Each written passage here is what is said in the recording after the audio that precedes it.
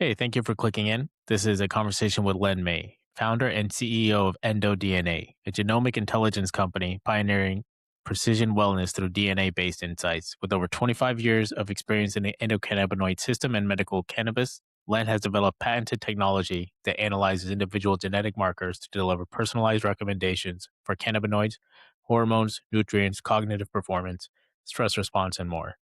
In this episode, Len May shares insights on genetic testing, personalized health protocols, the potential of peptides, and we close on a role of discipline and flow state in optimizing health and performance. I hope you enjoy.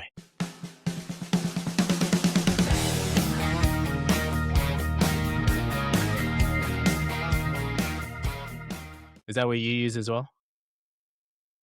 No, I use Zoom. Zoom? Okay. Cool. Well, hey, Len, thanks a lot for hopping on, man. I appreciate this. Likewise, I appreciate having me on. I think you got a lot of interesting things that you've bounced around quite deeply and professionally. So that's going to give us a lot of interesting things to get on. And we have to start with the record of the day, Len. We got to start with the record of the day. I got to know, what is today's record of the day? I think earlier this week I saw Bruce Hornsby, I saw John Lennon, and that's just Yeah, now it's itching at me to know, yeah. what are we going to So get today? today's record of the day was just posted a little bit ago. So drum roll, it is the Beastie Boys' "Check Your Head," released in All right, 1992, the all first right. record produced by Mario C. There you go. All right. Mario, is he still around or Yeah, Mario C. I just actually saw him. We have mutual friends. He still has a studio in the LA area, and now they're going to reopen the studio where they recorded before the Beastie Boys. So they're going to start recording in that place again. All right. All right. Is that how much has the style changed? Like when you see these you've been working in music for so long, you've seen the evolution of where it's been to where it is now over the last 30 years, I want to say. I just want to say, to me, the technology changed so rapidly. So Mhm. there's two things that are happening. I'm not really in the music industry per se, but I'm connected to music, on a daily basis. I think the technology made it so easy for anybody to create music, and Mhm. now AI is getting involved in music. The thing that I think is different is that you have a vast array of different artists, different styles, and anybody can create and put their music up on a platform. The difference is that the labels still control this narrative or who gets played where. Now, the good news Mm. is that I don't know, we don't listen to radio that much anymore. So all these genres um, that they're feeding you, that you need to listen to only this music, that's sort of blending and going away. If Mhm. you listen to music in other places in the world, like if you go to the UK, I mean, you have Radio One, you have BBC, and they'll play a Beastie Boys song followed by a Kanye West song, followed by a Sade, followed by a Kamasi Washington. Like, there's no genres; they'll just play anything, Yeah. and we have it here where we sort of silo people. But I think Mhm. that's a huge change, that things are blending together. It's a big, wide net because so many people can make music. But I think Mhm. that there's going to be fewer and fewer artists who are actually generating a good income from that, because the streaming services don't pay as much. You're actually making money off touring. And if Mhm. you're AI artists who are sitting there with your computer, you're not generating revenue from touring. What are you going to, even though, with a caveat, there's a lot of DJs that people are standing there watching them like twist a knob, and all they do is press a button. All right, great. They're making, a lot of money, but I'm sure that's a very small percentage of them as well. Yeah, it's funny. When we last spoke, you had mentioned seeing Joe Bonamassa in a small venue, Yeah. like a club type venue, and I was thinking about he's one of my favorite artists, and he's the kind of Mhm. guy that will sell out stadiums, just massive stadiums. But to be honest, this some of the best stuff that I've heard is when it's in a smaller venue, and he's spoken about it himself. At least this was years ago. I don't know if his perspective has changed, but he said he enjoys that small, intimate vibe as much as I do. But you can't, you don't sell as many tickets. And if you're trying to do this as a career, that's a whole different ball game. It's funny because you kind of have to do both to satisfy your wallet and then to satisfy your soul. And like Joe plays at the Baked Potato, which is a very small local club in LA. He's got a funk group, Funk Candy, I think it's called, and he plays this stuff with this group, and he loves it. He talks about it. He doesn't make a lot of money of doing that. Then the next night, he's performing at the Hollywood Bowl, in front of tens of thousands of people. So Hmm. that's really the difference. I think sometimes getting that performance out where you're in a big stadium and a big arena, you may be generating revenue for yourself, but are you really connecting to your soul? And this connection with Yeah. small clubs, I mean, the Rolling Stones are doing it now. They have a new album Mm. out. When I saw them at SoFi, I mean, you have 70,000 people or more. Yeah, I don't know how intimate that is. Not really intimate. So if they're playing a small club to announce their album, now they get their energetic connection with their audience. Yeah. Yeah, I can see that. I mean, I actually, well, I'm reading Life right now, Keith Richards' biography, which is a Yeah. phenomenal book. I mean, Oh yeah. it really takes you back to a different time. Actually, it reminded me of something about your book. So you open your book with this experience that I share, which is you are trying to catch a song as it comes on the radio with your cassette recorder. And Yeah.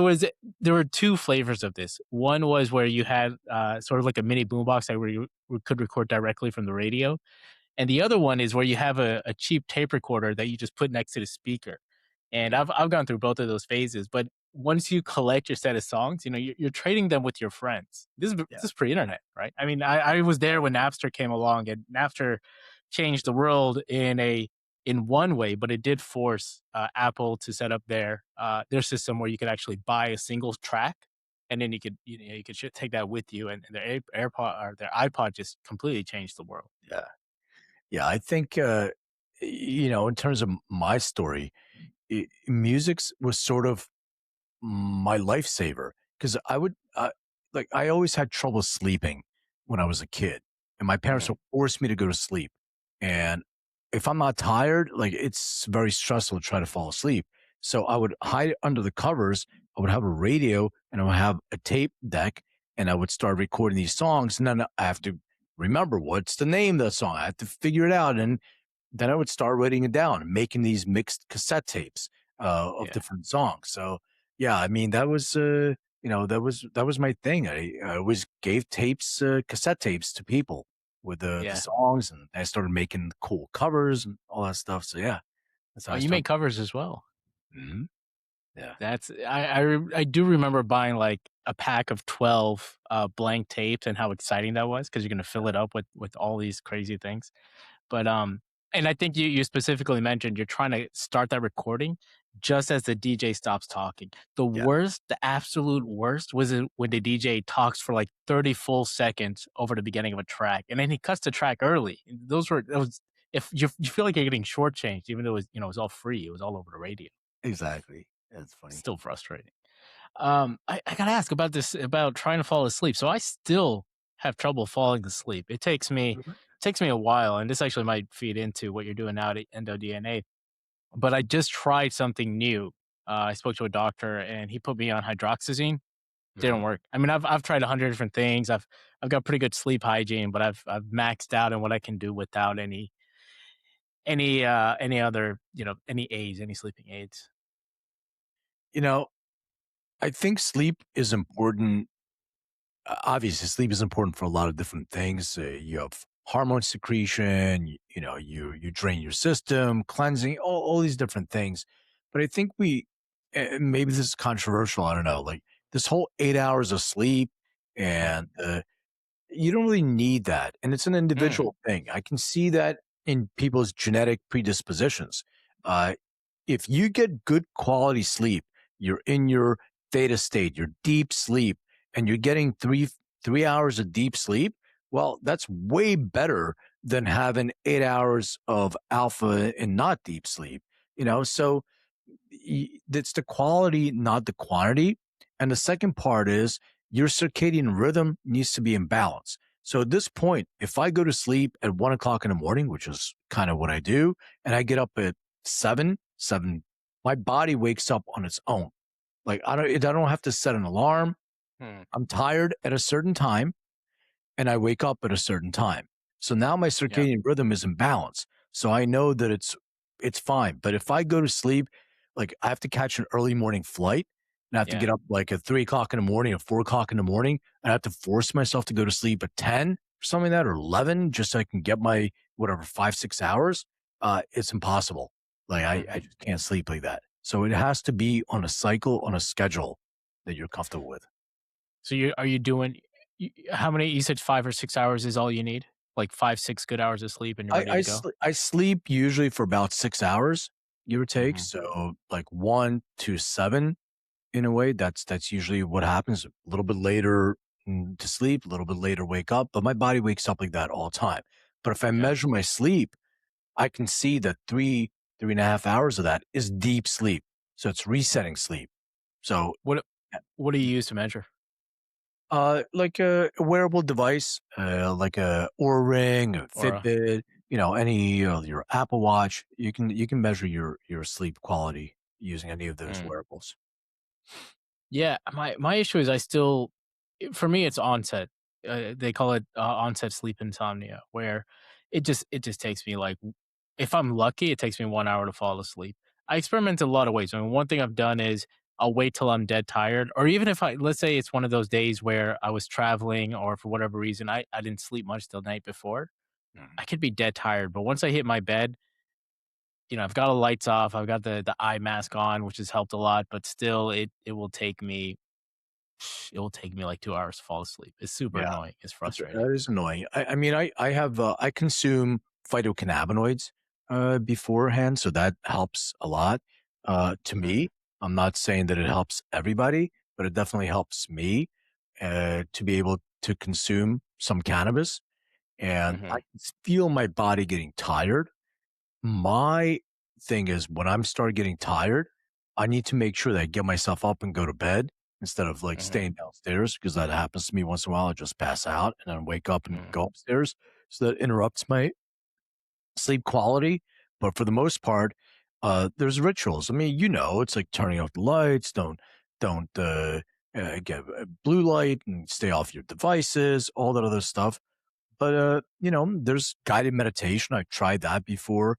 mhm, Now what happens with guided meditation for me is that I start concentrating on what somebody's saying, their voice, and mhm, that's distracting to me. So what works best for me is when I'm really tired and I can feel myself around that 1 o'clock in the morning, because I already consumed my whatever sleep formulation, unwind, as it's called. And I will go upstairs and I will go, whatever, but I don't turn on lights or anything like that.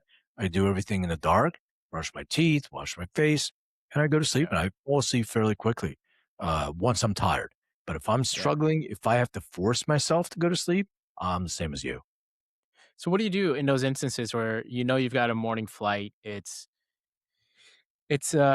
9 p.m. You got a flight at 6 a.m., let's say, so you got to get up at 4. You have to, or maybe even earlier. You have to get ready to go. Do you just take the sacrifice? You just take the L. You're gonna say, you know what, tomorrow's gonna be a rough day. I'm gonna double up on my coffee or whatever, and I'll survive. It's the worst. Yeah, I'll sleep in the yeah, I'd rather take the L on the back end than Uh, suffer on the front end and try to force myself because it's not gonna happen. I'm not yeah, gonna do it. It's just gonna yeah, make it and the mental part of it, trying to yeah, focus that have to fall asleep, that makes it even yeah. worse. So it's not gonna happen. Yeah, I kind of came across like I landed on something similar. There's the problem is even if you say you get to bed at 10 p.m. when you're naturally sleeping at 1, by the time you're staying in your bed for 3 hours, you're doing your best to fall asleep. It's like a challenge that you cannot win. But then when 1 a.m. comes across, you've spent 3 hours trying to fall asleep, and that ends up playing with your mind as well, where you're like, I haven't been, I did everything right, but I'm still losing this game tonight, and then it makes it harder to fall asleep at 1 a.m. I mean, that's been my experience. It's a psychological fuck, is what it is. Like It's it just exactly plays it. with you in a way you can't get out It's of. like yeah. I'd Yeah, rather get 3 hours of good quality deep sleep then Yeah. lay there for 3 hours trying to fall asleep, and then get my 2.5 hours of good sleep. It's just not Yeah. worth it. You're right. One thing I did find, so I used to always struggle falling asleep on airplanes. And one thing I found is if I pop in some AirPods and I listen to music, I can actually fall asleep that way. I can't do that regularly, but on a plane, I don't know. I guess it's the loud humming of the engine that's kind of being balanced out with my heavy rock that's going on, and it puts me in a spot where I can get a couple of good hours. I wake up and I'm feeling pretty good. Yeah. It's the That's best hack I've got so far. Yeah, that's all you need. The idea, I mean, you can take things like melatonin, but Mhm. every single time you take an exogenous substance, your own endogenous neurochemistry Mhm. stops functioning the way that it did previously because your body's always adjusting. So if you put something from the outside in, then your body says, oh, then I don't need to produce as much of that myself. I'm going to send signals for exogenous. And that happens with it. So I try to avoid as many of these outside substances and try to see what I can do to promote my own body to start creating that stuff. So even if you're traveling somewhere with different time zone, and it's tough, stay up as long as you possibly can. Mhm. Try to get on that kind of schedule. What's there in whatever time zone you're in. Yeah, let's get into these. You mentioned a phytocannabinoid, but I'll tell you this. This is my experience with melatonin, and I've tried melatonin promoters as well, or receptor antagonists. Yeah, In both cases, my issue is that I very quickly develop a tolerance. I mean, I'm talking within 2 days. So yeah, the first night I take melatonin, I'll sleep great, but the next night I get this weird anxiety that keeps me up unless I double my dosage. yeah. And I've only tried melatonin on 2 or 3 I think 3 cycles, and it was just repetitive where I built tolerance so quickly and there was no way taking 3 to 4 tablets of melatonin is a good idea regularly. So I You got may, off that. yeah, you may have built tolerance, or you may be an ultra rapid metabolizer that you're creating expensive urine. Your body's Mhm, metabolizing that, and you just pee most of it out anyway. So that could be one of the mhm. reasons why. Well, let's get into some of the science that you've been working on. So I listened to you were on David Ask where you talked in some detail about some of these different systems, and you actually started with an endogenous system, the endocannabinoid system. And Right. I don't even know if I'm saying it right, Yeah. but I'd love to hear a little bit more about that because this concept of some sort of natural cannabis receptors is that's a new idea to me, and I may not even be understanding it correctly. Yeah, I mean it's beyond receptors, and I think this is the challenge with the cannabis industry per se. I think that the industry focuses a lot on plant medicine, plant this, plant that. Wonderful. I'm so grateful we have a plant in nature, but outside of the plant in nature, the endocannabinoid system is our system. It's our primary modulating system. The interesting thing about it is, like you think about it, through evolution, there's a lot of systems, a lot of things that we evolved out of. So I don't know, maybe there was a use for our appendix at some point in our lives. There's really no use for it. It's still there, but there's no use for it. Maybe in generations, we're going to be born without an appendix because we have no use for it anymore. Now, the endocannabinoid system is a very ancient system that stayed with us forever and still present to this day. It was only discovered in 1992 by an Israeli scientist named Dr. Raphael Mechoulam. And the way that it works is a primary regulating system that is responsible for homeostasis. So it's responsible for maintaining balance. And the way that it works is uh, we have these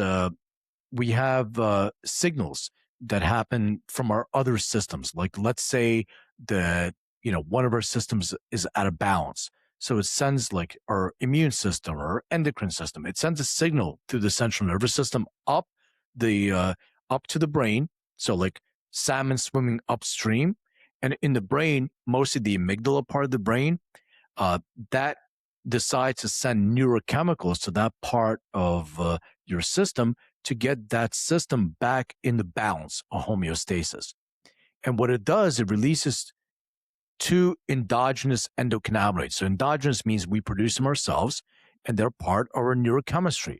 So the first one that's released is called anandamide or AAA.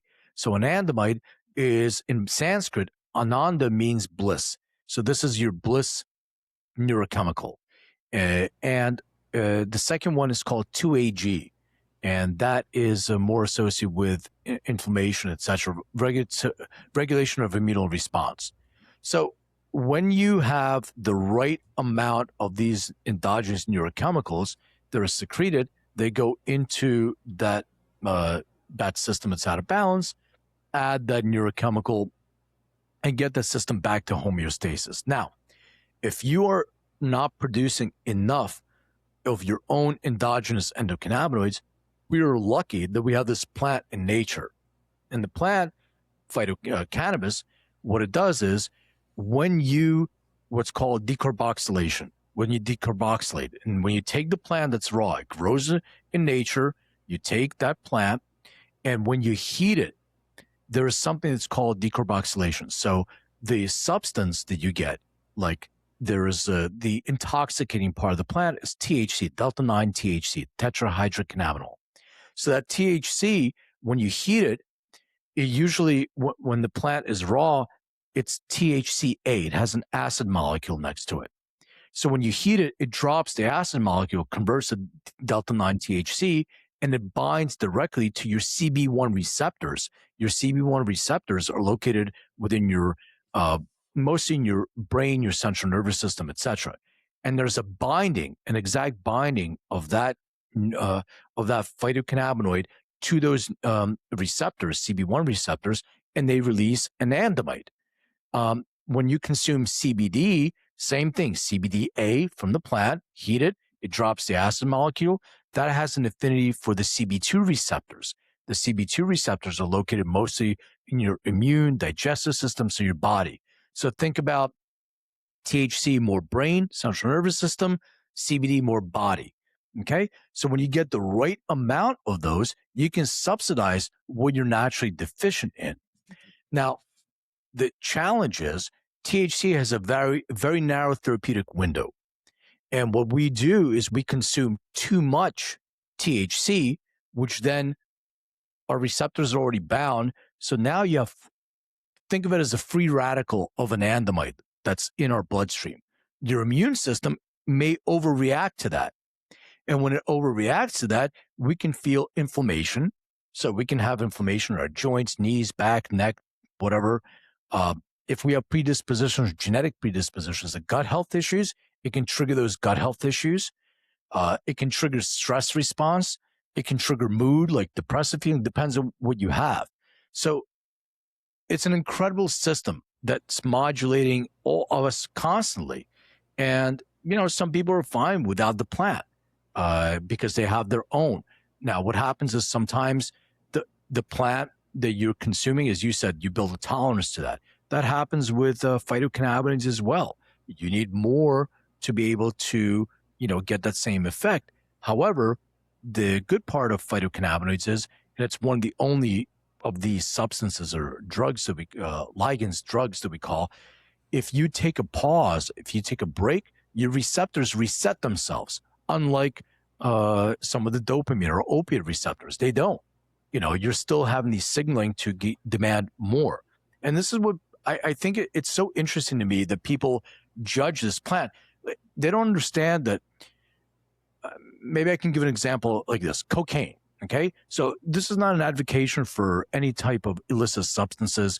It's Schedule II narcotics, so it does have medicinal purposes. You use it in lidocaine and all these other medical things. But when you're using it recreationally, what happens is when you consume this external substance, it binds to your dopamine receptors and it squirts a shitload of this dopamine into your bloodstream and it blocks the reuptake of that. And when it does that, your brain is like, this is incredible. This is the most, addictive chemical, neurochemical, dopamine. We love dopamine.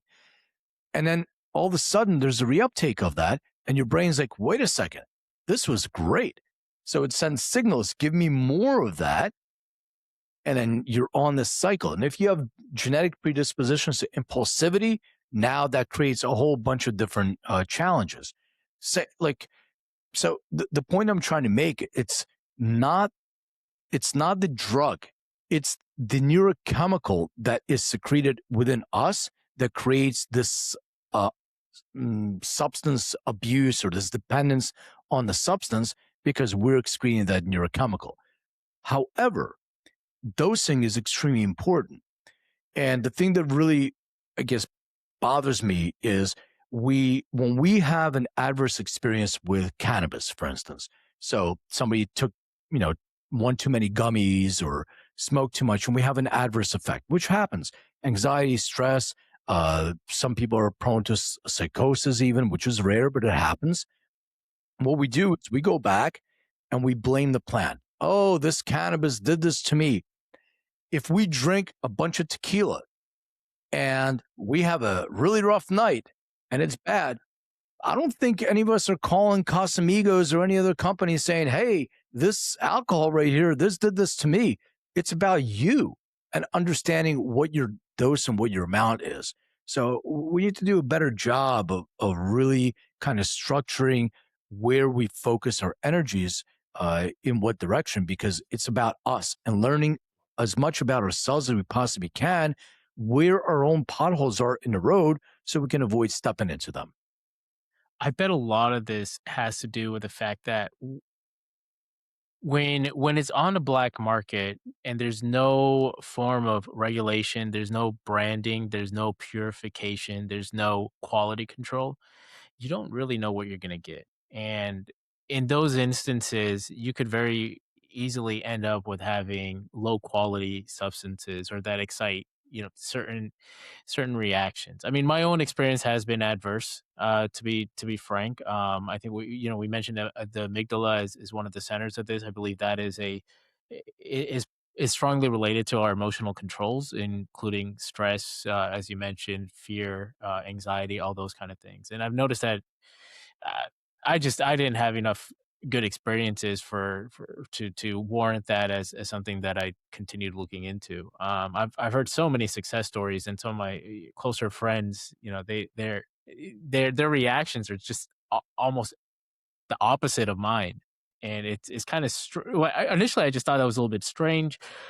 I figured, okay, whatever, that's just the way my body reacts. And there was not much research into this, except for, I would say, what, maybe the last 10 years, research has slowly been coming more and more online. But up to that point, it was all anecdotal. And so for me to anecdotally say, hey, this stuff doesn't really hit in the way that it does for you, it was kind of like, oh, you just need to relax more, or it's just, you're too in your head. You just got to let it go. But we started seeing, oh no, some people's brains are wired in a different way. And for me, that was enough to just kind of step back and say, like, it's not for me. I've heard of all these health benefits for other people. That's great. More power to them. I think that's what's really interesting about what you do.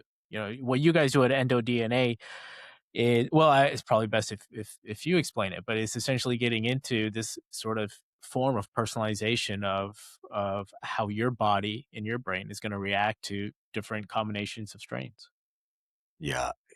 I think it's important if I kind of go back and tell you sort of my origin story, if you don't mind. I'll get to the end of DNA part and how we came up with that. But I was We've got kind plenty of of time.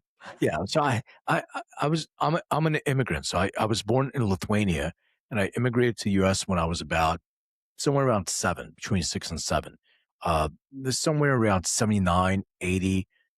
Cold War is going on, with the Soviet Union and all this stuff. And I had to learn language, which, I did. When you're sitting in class, the teacher starts talking and stuff. There's a lot of times I didn't pay attention. I wasn't interested. So I would start being disruptive, talking mostly because I'm not interested. Um, so I guess started getting in trouble in school. Like disruptive. He's disruptive. He's an underachiever. Whatever else they were trying to call me. And my parents were concerned. They started taking me to doctors. So I got diagnosed with ADD, attention deficit disorder. It wasn't at that point. It was a ADHD and ADD were separate. Now it's all under one category. Um, they put me on prescription medication. Now that prescription medication really removed my sense of any feeling. Like you're sort of going through the motions. You're not happy. You're not sad. That was my experience. You're just going through the motions of life. Now, I was went to school hanging out with some older kids, and they asked me if I wanted to smoke a cigarette. It's like, yeah, cool, man. I'll smoke a cigarette, be one of the cool kids, and never asked them why they had one cigarette. So they had one cigarette, passed it around, took a drag, didn't taste like a cigarette, took another drag. They're laughing. Like, what? They put cannabis in that cigarette.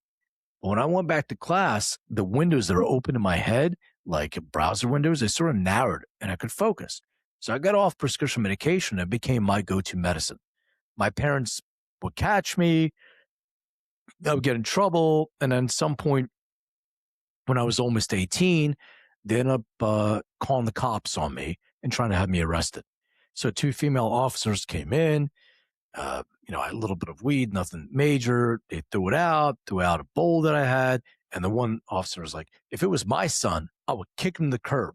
And my dad literally said, you have 5 minutes, get your stuff, took my stuff, bag, and he literally kicked me out the door. Now, the irony is my parents both consume different products my company has patents on now. Very proud of my work. But at that time, old school, they didn't know any better. It's fine. So I ended up being homeless. I slept in motel rooms for a couple nights. Then my girlfriend let me crash at her place until her parents said he's got to go. And I would couch surf for a while, different friends until the family's like, he's got to go. He's got to go. And my grandmother let me kind of crash on her couch for a while. And then I started going to a university. I was a physical therapy major.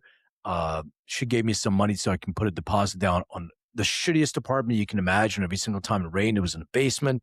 The carpet would be flooded because it was under, and they would come in and shop vac it out, but it still all smelled like mold everywhere, roaches all over the place.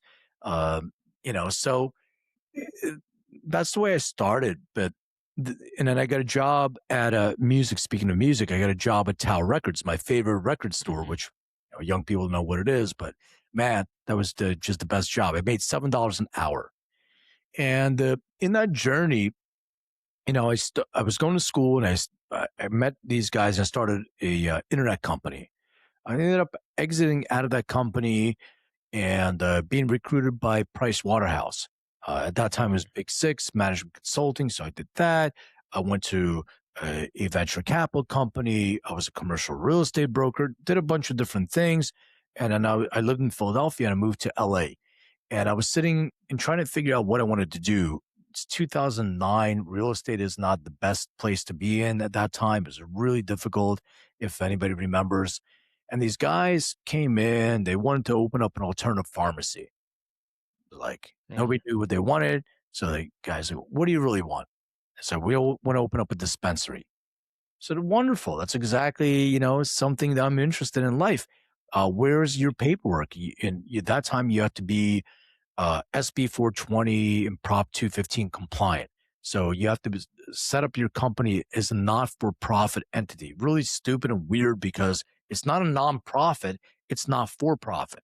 So the concept is that you and I, Hugh, we start a collective together, and I nominate you as my cultivator. Now it costs you $30 to grow 3.5 ounces, which is an eighth of cannabis. So from you said it costs you $30. I give you Mhm. $30. Now you and I both make no money, supposedly, right? Yeah, I get my product. Mm. I didn't upsell. You didn't upsell me.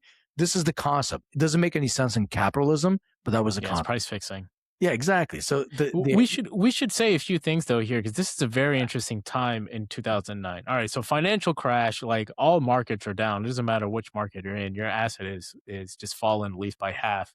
Homeowners, so many of them have lost their homes. They were on those loans that were bubbled up loans that essentially were no good, but they kept getting high ratings, and the can got pushed down for 3 4 years until the entirety of the U.S. market went down, which brought down the rest of the world. And when it comes to weed, I think at the time it was these dispensaries were it was very state by state and it was Mhm. very new. And California, I think, was one of the first to allow.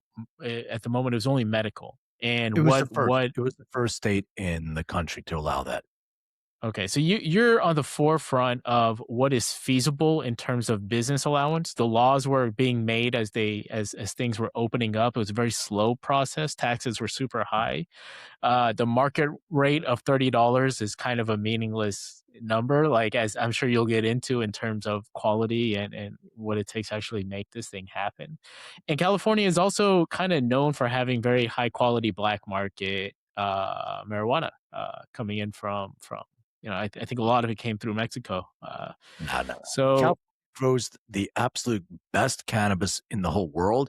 Anybody can mm, challenge me on that, but I'm telling okay, you, Emerald Triangle, Humboldt County, and the indoor stuff that was being cultivated in California, it's the best in the world. The genetics were mhm. on point. The all the scientists, the botanists that were here, and all the generations and generations that were grown in the Emerald Triangle. Even in 2009, at that time. Oh, Uh, the law passed in 1996. So California, oh, SB 420, Prop 215 was the for years. But the regulations that were in place here weren't really clear. So taxes, yeah, I mean, they weren't really regulating taxes as long as you pay taxes. Remember, it was not for profits. You're not supposed to make any money. So mm, when I get to the dispensary, we actually put $1 for every transaction. We put $1 in a jar so we can go to the tax office and give them a bunch of cash. That's it. Nobody messed with us. When we paid our taxes. But the thing to remember is it was the Wild West. So it was a medicinal. There was so cannabis was for medicinal use only. There wasn't a recreational component to that. And a lot of the shops, you have to get a medical card. You have to go to a doctor, get a medical card. You have to have a pre-existing condition, and then you get a medical card. Like my first medical card that I got when I was in California, I think I paid like $250 or $300 for. Now, when you get a medical card somewhere else, like $30, big difference, and you don't need it anymore. But the idea was a lot of these shops, you know, some people really needed medical cannabis. Some people got a card because, that's the only way to get cannabis. So the variety was different at that time. Prices were different at that time. It wasn't as regulated. And, the cops could mess with you and they could raid you and they could steal from mm, you and all that stuff happened to us as well. But the one thing that I started seeing was, as you were saying, which was really important, I started seeing two people and we opened up five shops. I kind of skipped ahead, but just to give you an idea, we opened up five shops under the same brand. And I could see a lot of people that would consume the same variety of cannabis and have a completely different experience. And this was the thing that sort of my ADD hyper focus night like clicked in. Okay, well, if that's the case, what could it be? So I started looking at YouTube and I found a guy that made a video that he was genetically sequencing the plant. mm, Contacted them, went to work with this company called Medicinal Genomics, and they taught me how to extract DNA from plant material. I would meet cultivators. I would bring sample materials back. We would extract the DNA and sequence it. And we started sequencing the different cannabinoid varietals. So the first part, and you're absolutely right about regulation, the first part is the naming convention, the nomenclature. We call these things all kinds of, there's a varietal called Alaskan Thunderfuck. We're naming these names that don't mean shit, you know? yeah. So I would get 5 Blue Dreams. And Blue Dream is sort of a landrace. That means there's a seed stock associated with it. Like 2 of them were sort of Blue Dream genetically. 2 other ones had some Blue Dream in them. They're not Blue Dream. And the 5th one wasn't even close, but they just slapped the label on there. So that's the one thing that we had to get past, this hurdle of calling things its names and doesn't mean anything. The genetics of the plant don't match. So there's no Hmm. consistency. I should be able to get a multivitamin or a phytocannabinoid in all 50 states. There's regulation. I can go to Philly or I can go to LA, get the same one. I don't have to worry about it, as you said. So that's the Hmm. first thing. The second thing is this company that I was working with, their parent company did pharmacogenomics. So pharmacogenomics is a study of how drugs affect individual bodies. Also drug-to-drug interaction, contraindications, etc. So, my light bulb moment was, well, we have plant DNA here, we have human DNA here. Let's bring those two together and guide people to a personalized experience so they can avoid or mitigate a possible adverse event. Hmm. They had no interest in it. They only wanted to focus on the plant and not the human side. So they shut that down, and I took some scientists with me and launched Endo in 2017. So the idea was, when we met with the FDA in 2018, they said, "What's the purpose of your test?" And I said, "To help people either avoid or mitigate an adverse event." They said, "Wonderful. There's two things you can't do. You can't use it to make a diagnosis. You can't focus on a disease." So my question was, well, I can't say Parkinson's, absolutely not, but can I talk about tremors that are associated with Parkinson's? And the answer was, yeah, I can. So So you can that, talk about symptoms and root causes, but you yeah, just can't use the word that those symptoms and root causes are right. But associated yeah, with. because of the Why and why is it? Why is that? diagnostic test, there's a FDA. So you don't have an FDA 510K cleared device to diagnose somebody using genetics. You can talk about a symptomatic condition associated with it, Mm, but you can't talk about a disease. A disease is associated with what's called an ICD-10 or a CPT-10 code or CPT code. So you have ICD-10 diagnostic and the code that you're going to use for reimbursement. And the reason why this is important, the FDA has specific codes for diagnosis with a specific protocol that's associated with it, which is pharmaceutical. Now you're stepping on big pharma's toes and the FDA's toes because you did not go through a full clinical trial approval of 3 phases and release a drug with a label and consistent dosing, all those other things, which to me are also not really consistent because it's not individualized. okay. But the science is there. Like the science is like you can show these root causes through this DNA analysis. So the science is pretty much there. It's just a question of having the FDA align. However, they are trying to figure out Yeah. how to set up Well, proper it's very difficult. diagnostics. Big pharma has a really hard time with this because it's set up for single molecule assays. So what I mean by that is a drug, like during the AIDS epidemic, and what they try to do is they try to synthesize THC, and they created some Hmm. drugs called Marinol is one of them. So it's a synthetic form of THC that's approved by the FDA uh, for treatment of pain and other things. What that did was it acted as an analgesic, but it didn't have the effects of getting the munchies, and those AIDS patients needed to eat, and Hmm. that's why the cannabis industry was born from that. That's why it was in California. Brownie Mary and Dennis Prawn would go around and it would give cannabis in brownies to AIDS Mm. patients because Marinol didn't work for them. And when big pharma gets involved, it's a single molecule. They take the plant, any plant. By the way, most medications started like that. They synthesize it Mhm. and they isolate it and they make a molecule. Well, the cannabis plant has hundreds of molecules to it. Yeah. So you're not looking at one, you're looking at a Yeah. combination of many. And how it affects your body when you're putting that substance in your body, your DNA acts with the plant's DNA and it creates an event. So an experience. So just to give you an example, um, your situation where you're talking about, you didn't have the best experiences. So I'll explain this way how the endocannabinoid system works and how phytocannabinoids work in that way to personalize it. If somebody's crossing the street and a car comes out of nowhere, it almost hits you. So you're going to have this expression of neurochemicals. You have some dopamine, you have some adrenaline, you have converted norepinephrine, you have cortisol. All that is pumped in your bloodstream. Now, when your brain realizes you're safe, there's nobody chasing you. So what happens is those neurochemicals have been excreted. They are taken back up in your bloodstream in your body, and your brain releases new neurochemicals. And as we talked about earlier, anandamide and 2-AG to get you back to homeostasis. Well, if you're not producing enough of that yourself, then your cortisol level may still stay longer in your bloodstream. And if it stays longer in your bloodstream, it can actually trigger that inflammation. It can trigger other things. So if you're predisposed to stress reactivity, etc. It can trigger other things or gut health issues. IBD, it can trigger those. But when you're taking a phytocannabinoid, uh, like THC, you're eating your gummy or you're smoking cannabis, like the with THC, marijuana.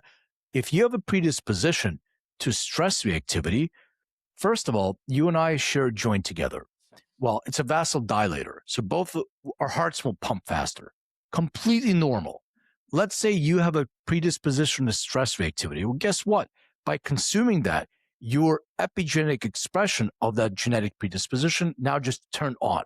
Now Mm, you're having some anxiety more than me. Now, the second thing is you may have a predisposition to PTSD. Well, guess what? That anxiety dovetailed in triggering your PTSD gene. So now you're mm, saying, shit, I remember I did this a month ago and it was an awful experience. And now you're rounding that, it's in your head. Oh, I'm yeah. feeling that again. I'm feeling that again. Now, the third thing happens. You have a gene for slow rate of fear extinction. What that means is when you have a traumatic event in your life, your brain takes that trauma, stores it in your subconscious, unless Mm, you have a neurological condition.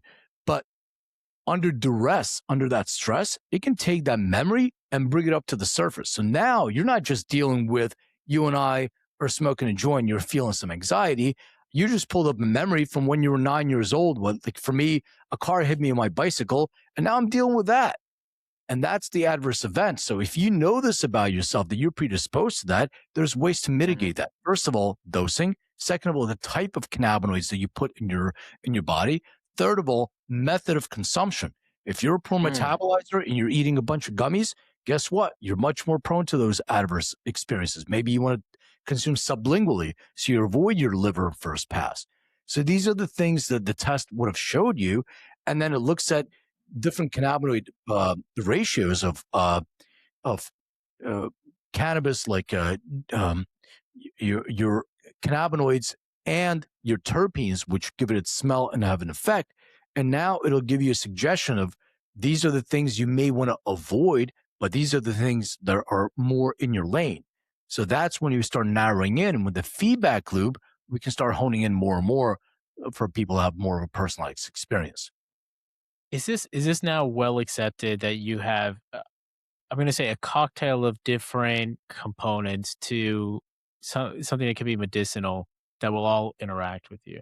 Because I was thinking of a simpler version of this is coffee. There's a big difference between saying taking a little caffeine pill and then drinking a cup of coffee. Like coffee and tea, they have a ton of other things alongside them other than the caffeine that gives you that little extra energy boost. I think cannabis, it sounds much more complicated. So I'm curious as to how you even tune, say, 100 different molecules in a strain to kind of to hone in on different users. And I'll say this: I have heard of these different strains like indica versus sativa and hybrids that are supposedly just different combinations, but the two big substances that are mentioned in those are THC versus CBD Yeah. proportions. So there's no such thing anymore as indica and sativa. It doesn't exist because we bred all that out. It has to do with the ratio of cannabinoids and terpenes, which way it leans. Now, the terpenes are the essential oils that the plant produces. They give it smell and they have an effect. So plants that have an effect, plants that have a lot of what's called myrcene, which smells diesely and skunky, they're usually more sedative leaning, what would you say with indica leaning. Plants that have more of a fruity or citrusy smell, they're full of limonene, for instance, and they give you a little bit more dopamine release. So they give you a little bit more uh, of the up feeling. So that's more sativa leaning. So everything in between that, it all depends on the cannabinoids and those terpene profiles. But this is the reason why I started this specific test, is because one of the guys that was working with me at the dispensary asked if I wanted to consume some cannabis. And I said, yeah, sure. I have this, sativa dominant hybrid or whatever it was. And he's like, oh, no, no, no. That shit puts me to sleep. I said, no, what do you mean? Indica is in the couch. This is supposed to be up. He goes, not for me. And that's when I had the moment. I'm like, well, wait a second. So I was taught all wrong. Everything is a personalized experience. It's individual to the person. And to answer your question, is a proven science. So we have a patent on the use of DNA to make recommendations associated with the endocannabinoid system. So it's been, it's been proven. Now we have to do a lot more work. And now with AI, and we have a bunch of citations of PubMed, et cetera. Now with AI, we can get better. We can get better with data and disseminate the data better. But that was our first foray into genetic testing. And we have tens of thousands of customers all over the world. I think 9 different countries we sold our kits to, which was great. And I think we were helping a lot of people, but it was very difficult because we're not a cannabis company, but marketing, all that stuff was so difficult because we were pigeonholed as a cannabis company, even though we never even came near the plant. We just had a genetic test. But what happened was I get a call somewhere around 2024 from a doctor friend. And she said, look, I have a lot of female patients that are in their late 20s, early 30s that are coming in with perimenopause symptoms. Like, really? That's super young. Like, maybe it has something to do with the hormones that are in our foods and water. I don't know. And then she said, a lot of women with menopause are coming in with adverse symptoms like hot flash severity, hot flash frequency, uh, weight gain, sleep issues, all these different things. She said, is there a way that we can get ahead of some of these conditions before they express themselves? So I have a tendency to say yes to a lot of things and figure it out later. So I said, yeah, of course we can. I'm like, I don't know. So I went back to my bioinformatics team and then we came up with a female hormone health test. And then we came up with a male hormone health test because you may or may not know that men go through their own version of menopause. It's called andropause. So andropause is for men what menopause is for women. So there's different changes in their bodies, different expression of testosterone, neurochemicals, all those other things. So we came up with that, and we started going down this line. And I was giving a talk to a bunch of doctors, and I started doing a deep dive into genetics. And I can explain it to your audience if you would like. But I did a deep dive talking to these doctors with my expectations that everybody understands what I'm talking about. Doctors, like I'm not a doctor, so we want. I asked at the end, does anybody have any questions? And it was nothing, crickets, not one question. I was like, man, I did not do a good job with this presentation. There's got to be some questions, nothing. But my last slide had my name, and my email and my phone number. And within 30 minutes, I was getting emails and text messages from doctors in the audience that were asking me questions. And I was like, aha. First of all, they don't understand genetics. Not all of them, but a fair amount. And I'm not even blaming them. Why? Because maybe they learned it in one semester of medical school, but in our sick care system in the US, we don't practice those. We have specialties. We don't know everything as Mhm. practitioners. And the second thing is not only did they didn't know genetics, they really didn't want to ask a question in front of their colleagues that may make them sound like they don't know what they're talking about. So this whole culture was new to me. So I went back to my team. I said, is there a way that we can build something that will allow the doctor to interrogate the genome, to Mhm. chat with it, to have a conversation with, it, to answer all their questions so they feel intelligent enough now to have a better conversation with their patient about that? And that's where we Mhm. build, our current platform, which is called BIOS and EndoDNA's platform BIOS. And we file a patent on that because one of the things that I also wanted to know was, well, if you're using that, how do you know that the protocol that's being recommended by the doctor, how do you know that it's working for you? And it Mhm. needs a feedback loop. So our patent is machine learning based efficacy predictions based on genetic and biometric information. So that way we bookend that experience and it's constantly feeding the algorithm to find out what protocol is working for what genetics, and it's constantly updating itself as well. So I've got two big questions that I would like to follow up on here. One is I want to get into the science that we skipped over. I would love to hear a little bit more about the genetic testing, and then I want to imagine the full cycle of going through this where say I'm a consumer of getting this testing done. I'm assuming it's blood test and it goes through, it sequences my full DNA. I suppose at this point we would pass it through something like an LLM or like a very specialized LLM that can figure out what the biomarkers or certain genetic expressions are. And this opens up sort of a chat bot with the doctor. And then of course the thing in machine learning is always, how do you get the ground truth? How do you go back and say, okay, this is how this user responded. Like what is that target variable? Yeah. So I'm going to go into the science in a second. I just want to answer and correct a couple assumptions. Number one, it's a saliva to buccal swab. It's not a blood Mm, test. You swab the inside your cheek. We're HIPAA and GDPR compliant, so mhm, the data is fully de-identified. It's anonymized, and our customer is a doctor, so we sell to doctors. The only available consumer test is our endocannabinoid system test because a doctor can't prescribe that. All of our other tests are sold through doctors. So mm, our customer is a functional medical professional. So you can ask your doctor, say, "Hey, do you carry an EndoDNA test?" and let them get it into their clinics. So it's mhm, non-invasive swab, takes about 14 days to get your results. So and as far as the LLM goes, we build our own proprietary LLM.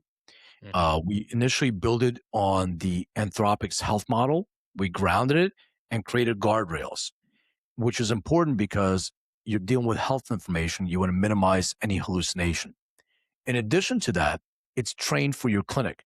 So if you set up Hughes Clinic, you will train that model on specifically what you do. What I mm, mean by that is, like, if you have a certain peptide stack that's proprietary to you, or you have something else that you do that's interesting. Oh, we do hot and cold, whatever it is, red light.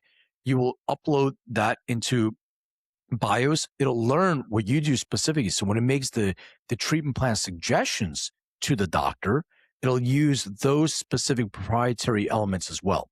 And when you get the treatment plan, so to walk you through the process, you come in the doctor's office, they'll do the intake, they'll swab you, they'll send you out for labs. So, or have a phlebotomist, they'll draw blood, all that information, your blood work, your DNA test goes into BIOS.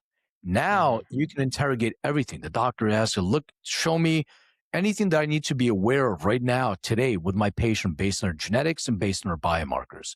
It'll give you those things that you should be aware of. Then it'll create a treatment plan suggestion. The treatment plan suggestion has three parts. The first is pharmaceutical intervention. So anything the doctor wants to prescribe. This could be hormone optimization, whatever. The second one could be it's non-pharmaceutical, so it could be exosomes, stem cells, vitamins, supplements, anything else. And the third is lifestyle modifiers. So lifestyle can be diet, exercise, can be red light therapy, can be sauna. So now you mhm, have that. The doctor says, you know what? I'm going to modify this a little bit because I have something else that I do. So they go in and edit that.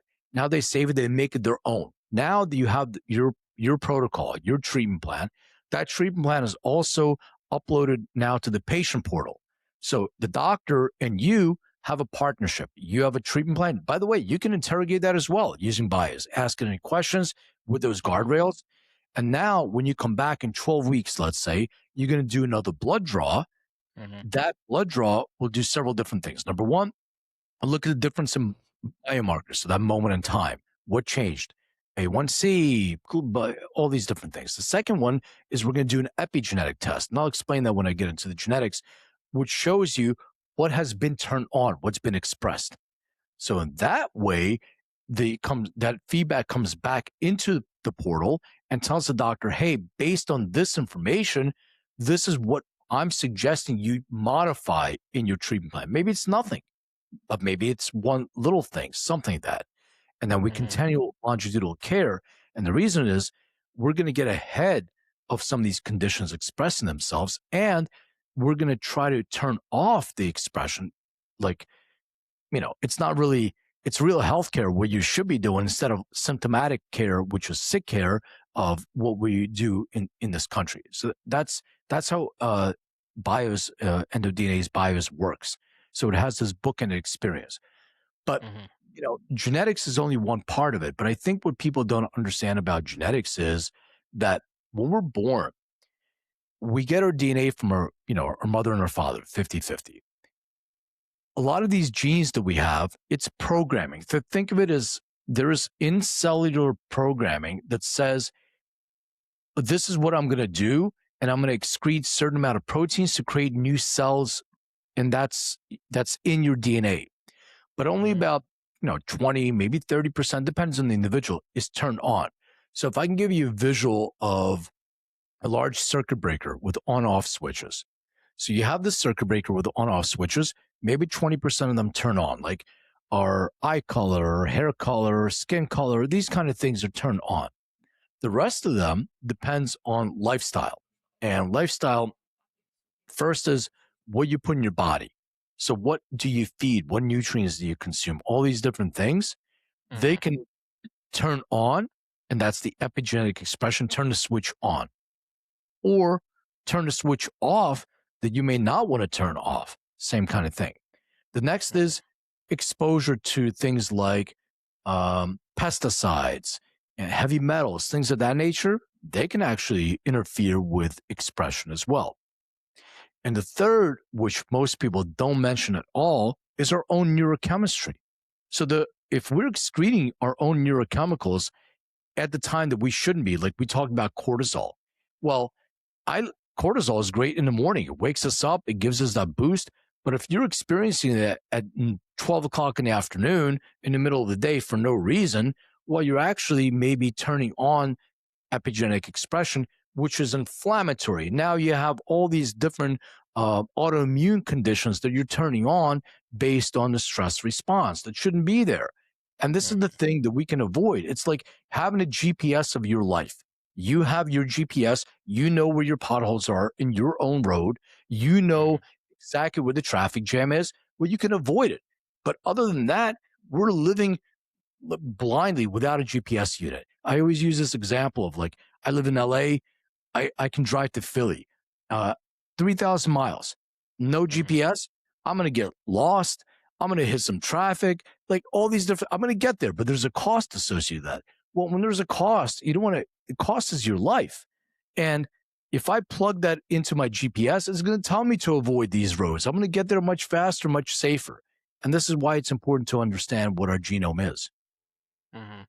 So is it fair to say, sort of initial swab, that initial swab is going to be the genetics that we have. It's not telling you exactly what's being expressed, but it's going to tell you this is what my body allows in programming. The next Yeah. step when we do the blood draw, that's going to be a little bit more specific into the epigenetics, what's actually happening in my body, what's being expressed, what is actually arising out of the genetic base that my body has provided. Yeah, so your DNA doesn't change. Your DNA stays the same unless you have some of the things that I just mentioned now. Your DNA stays the same unless you're exposed to something that can change your genetics, which is really rare. So Mhm. you Like do one, radiation or something. yeah, like radiation, exactly. You do one swab once. So now you have your genome. When you do a blood test, forget I'm going to pause on the epigenetic side. When you do a blood test captures a moment in time. That's your biomarkers. That is what's Mhm. happening right now in your body, not what's happening over time. What's happening right now. So I'll give you my personal example. I don't do really well with blood tests, even though like I'm all tattooed and I'm not afraid of needles, but something to Mhm. do with getting my blood taken, I almost always pass out. I Yeah. tell them too, like, don't worry about it. You're good. You're all tattooed. I'm like, no, you don't understand. I'm like, all right, fine. So I was getting my blood drawn, and I was in my functional medical doctor's office, and the phlebotomists are taking my blood. I'm having a conversation with them, and all of a sudden, I hear at the corner of my ear, "Hey, come in here, come in here." So I guess I started sliding off the chair that they put me in, and Yeah. like, oh, let me give you some juice. All right, fine, good. Like, all right, we're going to continue. I'm like, what do you mean? Like, well, we thought you were passing out, so we pulled it out. All right, put it back in. I Yeah. survived. So I go back to the doctor, review my results, and she's like, everything looks great, but your blood glucose level seems high. I'm like, that doesn't make any sense. I don't eat sugar.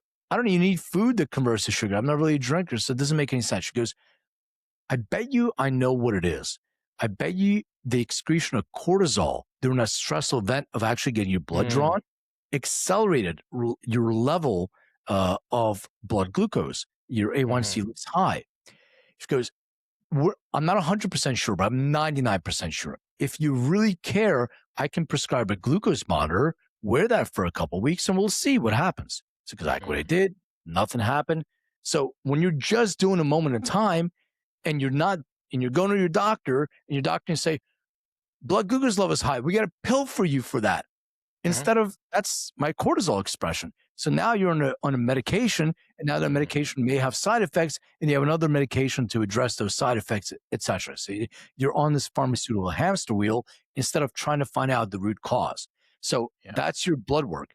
And the third part of that is your epigenetic expression. So you can do a blood test also that'll show you what's been methylated, what's been unmethylated, what's been turned on, or what's been turned off, that addition of the methyl group. And now you can track over time if your protocol is working effectively. Now you yeah, can bookend that experience and, kind of hone in a lot more personalized. yeah. Well, so what are we have that open question to science. Before we get to that, what are some of the most common types of issues that your sequencing approach has been able to help resolve in people? Is it mostly hormonal imbalances and it's bringing that homeostasis back into order? So we have multiple tests.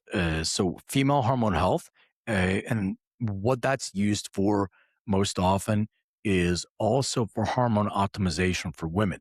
So what kind of aromatizer you are, how often do you need hormones? What hormones do you need? What are you prone to? So addressing those kind of things that Mhm, you may be predisposed to.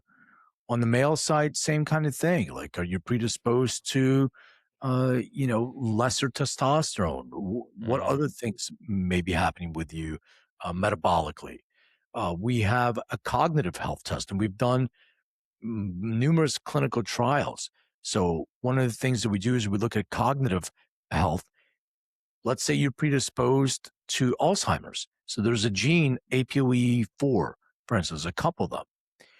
Now, that gene alone gives you a higher predisposition to develop Alzheimer's. However, if you also are a person who eats a lot of fatty foods, etc., and you're developing beta amyloid plaque, it's the same plaque that clogs your arteries in your heart. Well, you become 50% more likely to develop Alzheimer's when you're older based on that beta amyloid plaque because it also clogs your synaptic transmission in your brain. So if you know this about yourself, you can mhm, make changes to your lifestyle so you mitigate and avoid the expression of your genetic predisposition. And that's the way to get ahead of those things mhm. so they don't express themselves, they don't surprise you. And we have a nutrigenomic report to find out what nutrients and supplements you may be deficient in so you can take those. Skin, what predisposition of skin issues you may have so you can also get ahead of those. So, and the endocannabinoid system report as well.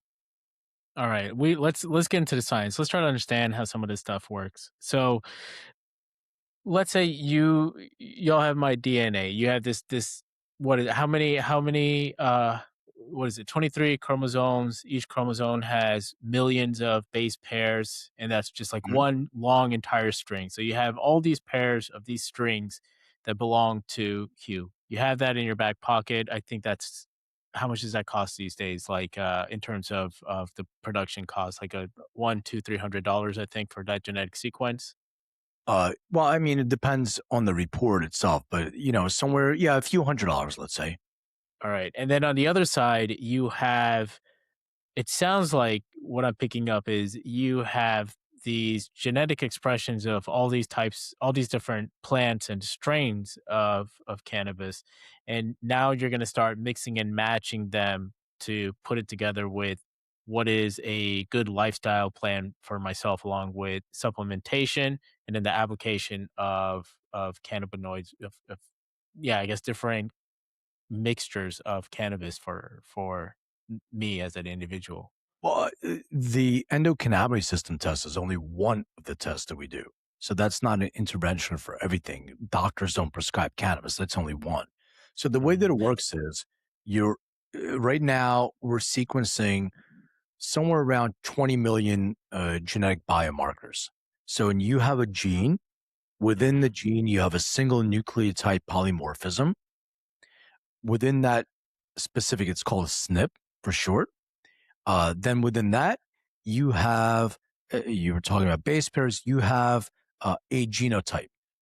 So the way that a genotype is determined, every single gene has a nucleotide and it communicates in letters. Like we have a binary code for computers, ones and zeros.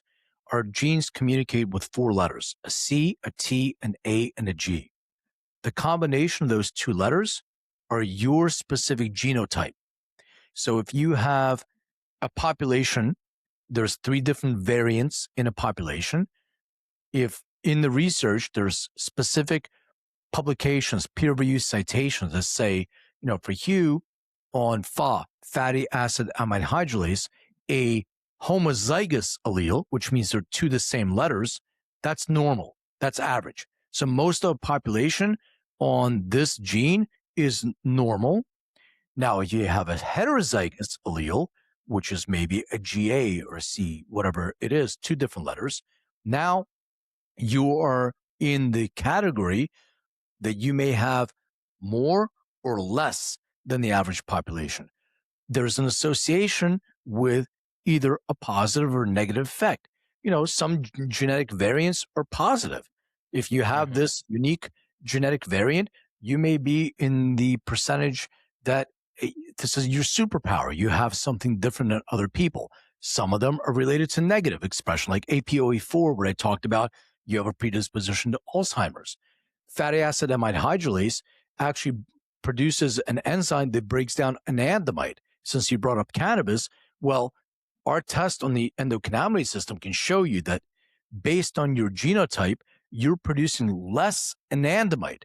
So your cortisol that we talked about, stress, can stay longer in your bloodstream because it doesn't get regulated as quickly. So you can look at that in your report. I want to urge people to understand that genes are not singular. They're polygenic. So it could be a cascading effect. It's not just one gene. There's a series of genes. When they're turned on, now you can have that effect. So your genes are your genetic predisposition as the science works. And just to explain more, like since we're talking geeking out on science, when you swab yourself, you're taking a saliva sample. That saliva sample goes into an assay, goes into a sequencer. That sequence is extracted from the saliva sample. We're an AWS shop in an S3 bucket. We're sent a bunch of numbers and letters. Our software is to interpret that and for you, give you your genotype for your entire genome. But also, it builds a report for that specific category, male hormone health. These are all the genes that are related to male hormone health. These are the citations that are associated with them. We grade the citations based on our criteria. So how many people were in the cohort when they did this? Was it 5 or 500? Was it a rat study or was it a human study?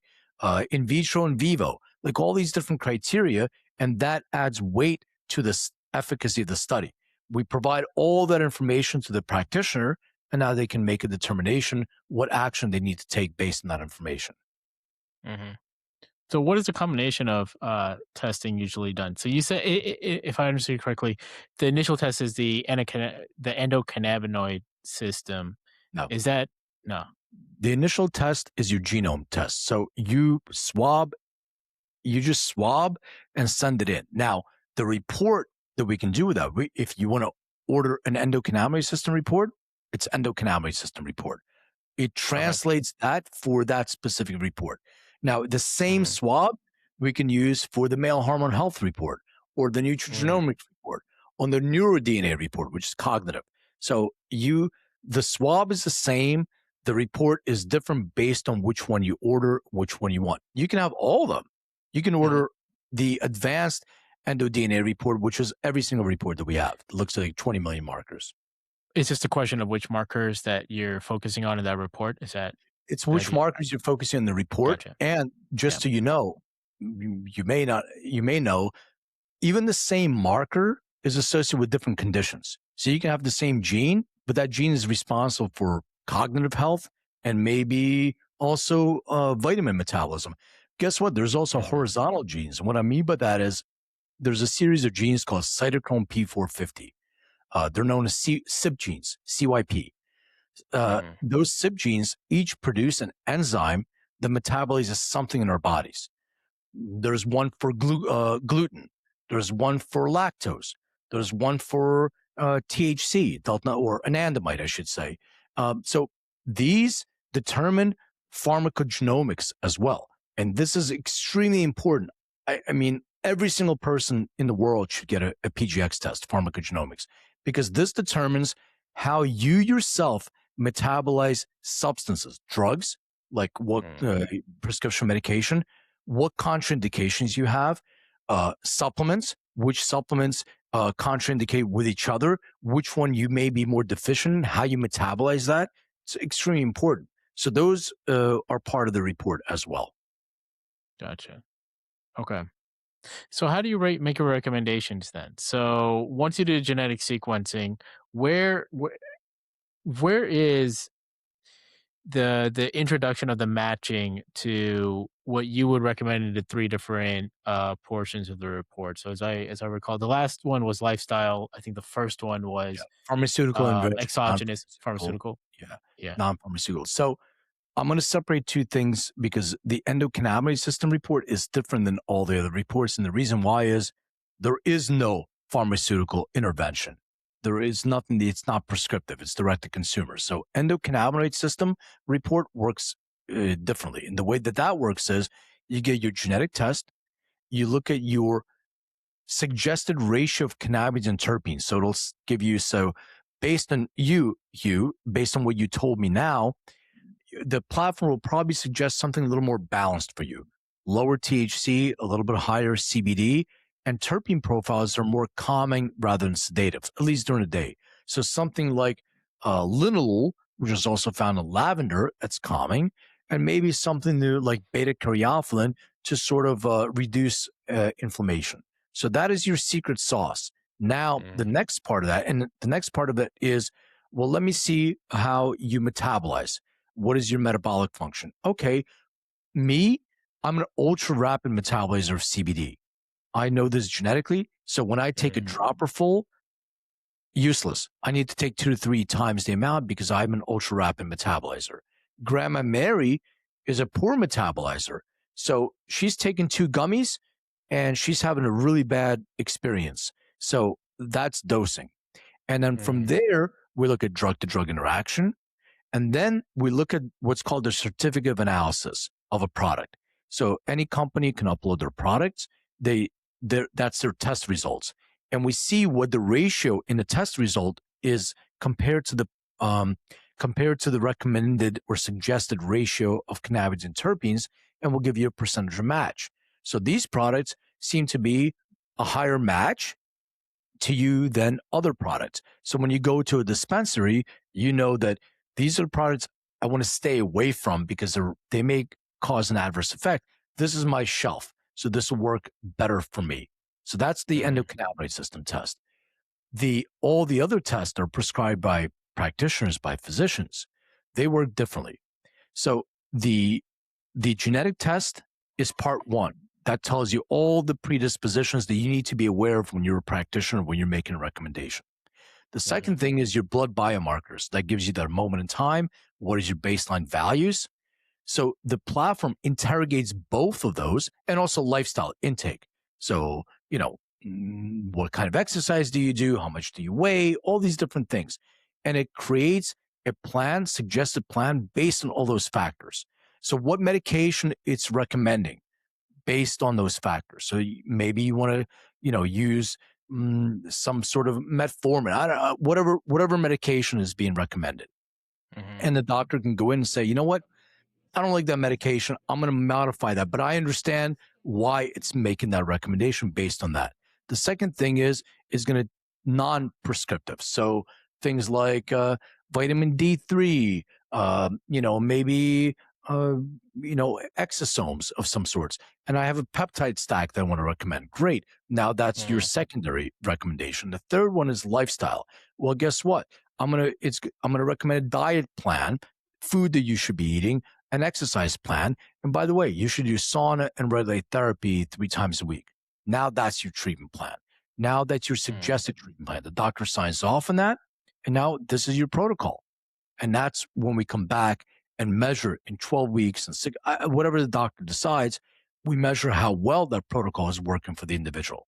Does that make sense? Yeah. What kind of success have you seen out of this protocol? And like what are you guys looking at to make modifications or to get more efficiency out of it? Yeah. So, I mean, success eh, depends how you define success. So, the idea is that you're getting a personalized experience that's looking at the root cause of different conditions and dosing correctly for the individual. And as Yeah. far as the what is being modified, it's exactly that. So you're saying, hey, everything is working, but guess what? Your biological age, your brain health is a brain health of an 80-year-old, even though your body is your immune system is 30-year-old or something like that, your biological age. So now that you Mm. understand that, maybe there's other things you can do to improve your cognitive health. Maybe there's supplementation that you can take, like omega threes, reduce your omega three intake, all that. So when you gain the feedback, it comes back into the platform and adjusts those treatment plans that are specific to the individual. So when you go to a Mm. doctor now, today, doctor looks at you, has a certain 15-minute conversation with you, and they go through their cookie cutter approach. I'll give you the sick care example of the way that it works in the U.S. now. I like to use this example because this actually happened. Uh, let's say it didn't happen to me, but I'll use myself as an example. I come in with elbow pain. So I go to the doctor, my elbow hurts. Mhm. They look at it. There's nothing on the, they can send me the scans. There's nothing to MRI. There's nothing coming up. I didn't hit my elbow. I didn't play tennis, nothing. Mhm. Well, I need relief. So the doctor says, you know what I can do for you? I can give you a pill for that, an analgesic, a pain reliever, or I can give you an injection, a shot to relieve the pain. Now, we in the US especially are pain averse. That's why we have these opioid crises. We don't like pain. Pain is a Mhm. signal. So I took the injection because I don't want adverse effects from the pill and it's quicker. So my pain subsided in my elbow. The Mhm. doctor pats himself on the back, says, I did no harm, and I fixed the symptom that Yeah. the patient came in for. We're both winning. It's a Until win, it big comes win. back. Great. My elbow hurts again, and it's Exactly. rinse and Yeah. repeat. Yep. Nobody asked me what is the root cause. What if I said the Yep. root cause is stress? Well, what do you mean? How is that even possible? Mm. Everything is stress. Well, we just went over this example where my immune response to something that's going on, the cortisol, it's staying longer in my bloodstream and inflammation in my joints. Well, it so happens I'm getting inflammation in my joint because I have extra cortisol in my bloodstream and I'm stressed. And that stress is causing that to happen. And guess what? Just because I'm blocking the pain, it doesn't solve the root cause. And this is Yeah. what we're trying to get to. We're trying to figure out what is the root cause, how we can get in front of that, and how we can create longitudinal care. Longitudinal Mhm. care is care over time. So because I had the cortisol experience with my blood, let's measure that over time and see if it's progressively shifting or is this a one-time thing that I don't need medication for. Yeah. Yeah, that makes a lot of sense. I mean, I can speak from my own experience where I recently got an annual blood exam, and it was the basic markers that they've been doing for years. And kind of as an interesting way to see where AI is at, I fed in my results to an LLM, and then I had my doctor's appointment a week later, and they were almost the same exact thing, which was it was shockingly amazing, but it was also I would almost say traditional in a sense that all the testing that I got from my blood results and I put it fed back into an LLM, all that stuff can be traced back to PubMed research that's been around for 50 years. You know, there's Yeah. nothing new on it. There's nothing groundbreaking. If there's something if there's a diagnostic that I encountered, or if there's a symptom that I have that cannot be resolved, like the sleeping thing I was telling you about, that's something that the forefront of medicine is where that's at. I've tried enough things, so I'm very curious as to how the endo stuff will work out for me if I came in with that as the primary symptom, because the root Yeah, cause is it's I've tried a lot of things. So it would be interesting to see how that would pop out. sure. You mentioned what was it, metformin? Yeah. Mhm. Yeah. So I had to ask because I heard you mention somewhere else about longevity, and I was just looking at my longevity stack. I read David Sinclair's book Lifespan Yeah. like a year or so ago. So based off of that, in terms of supplements, lifestyle, I think is a whole different thing, and that's in a lot of ways, I think that's almost more important because it's the harder stuff. But as far as supplements go, my stack is NMN, resveratrol, spermidine, and fisetin. I Mhm. didn't get on metformin yet. I forgot. I read some stuff on it, and I can't remember exactly what it was, but it was something. It was on a to do list rather than to actually jump on it. I think But it I was has curious what your thoughts are I on think the it has whole. some side effects that I personally don't like to deal with. I use, no pharmaceuticals whatsoever. So Mhm, all my supplements are, uh, liposomal, and I mean I do some peptides. So I have vitamin D. I have a whole stack right on my desk. So mhm, D3, I have my Camu Camu for my vitamin C. That's how I take my vitamin mhm, C, all liposomal. Then I have a methyl action, which has vitamin B. It has folate.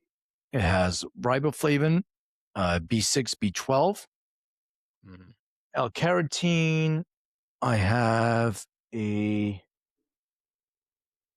um, it's called aspermidine, and that is I think that's what it is. It's a yeah, spermidine peptide. And then I'm mhm, trying these other peptides that I just got, which is I don't know how oral peptides really work, but one of central nervous system peptide. So it's got uh, L-glutamic acid, L-aspartame, L-thyrine, L-glycine, L-cynine. I don't know. There's a bunch that I'm trying to see mhm. just what happens, and I'm documenting all that stuff. But Okay. I try to stay away from anything pharmaceutical, with the exception of exosomes. So I tore my meniscus in my knee, and I Mm, was supposed to have surgery, and I went to a doctor that injected exosomes into my knee, mhm. and it was just amazing what it was able to What do. what are exosomes? They're precursors to stem cells. So when you Mm, actually inject an exosome, it goes into an area where it needs to build new stem cells for growth. So the reason why I did that is I'm pretty active at my age. Like I go hiking all the time. So my orthopedic surgeon said, it's torn on both sides of my knee. So he goes, I can clip it here, I can clip it there, so my meniscus shrinks by 50%.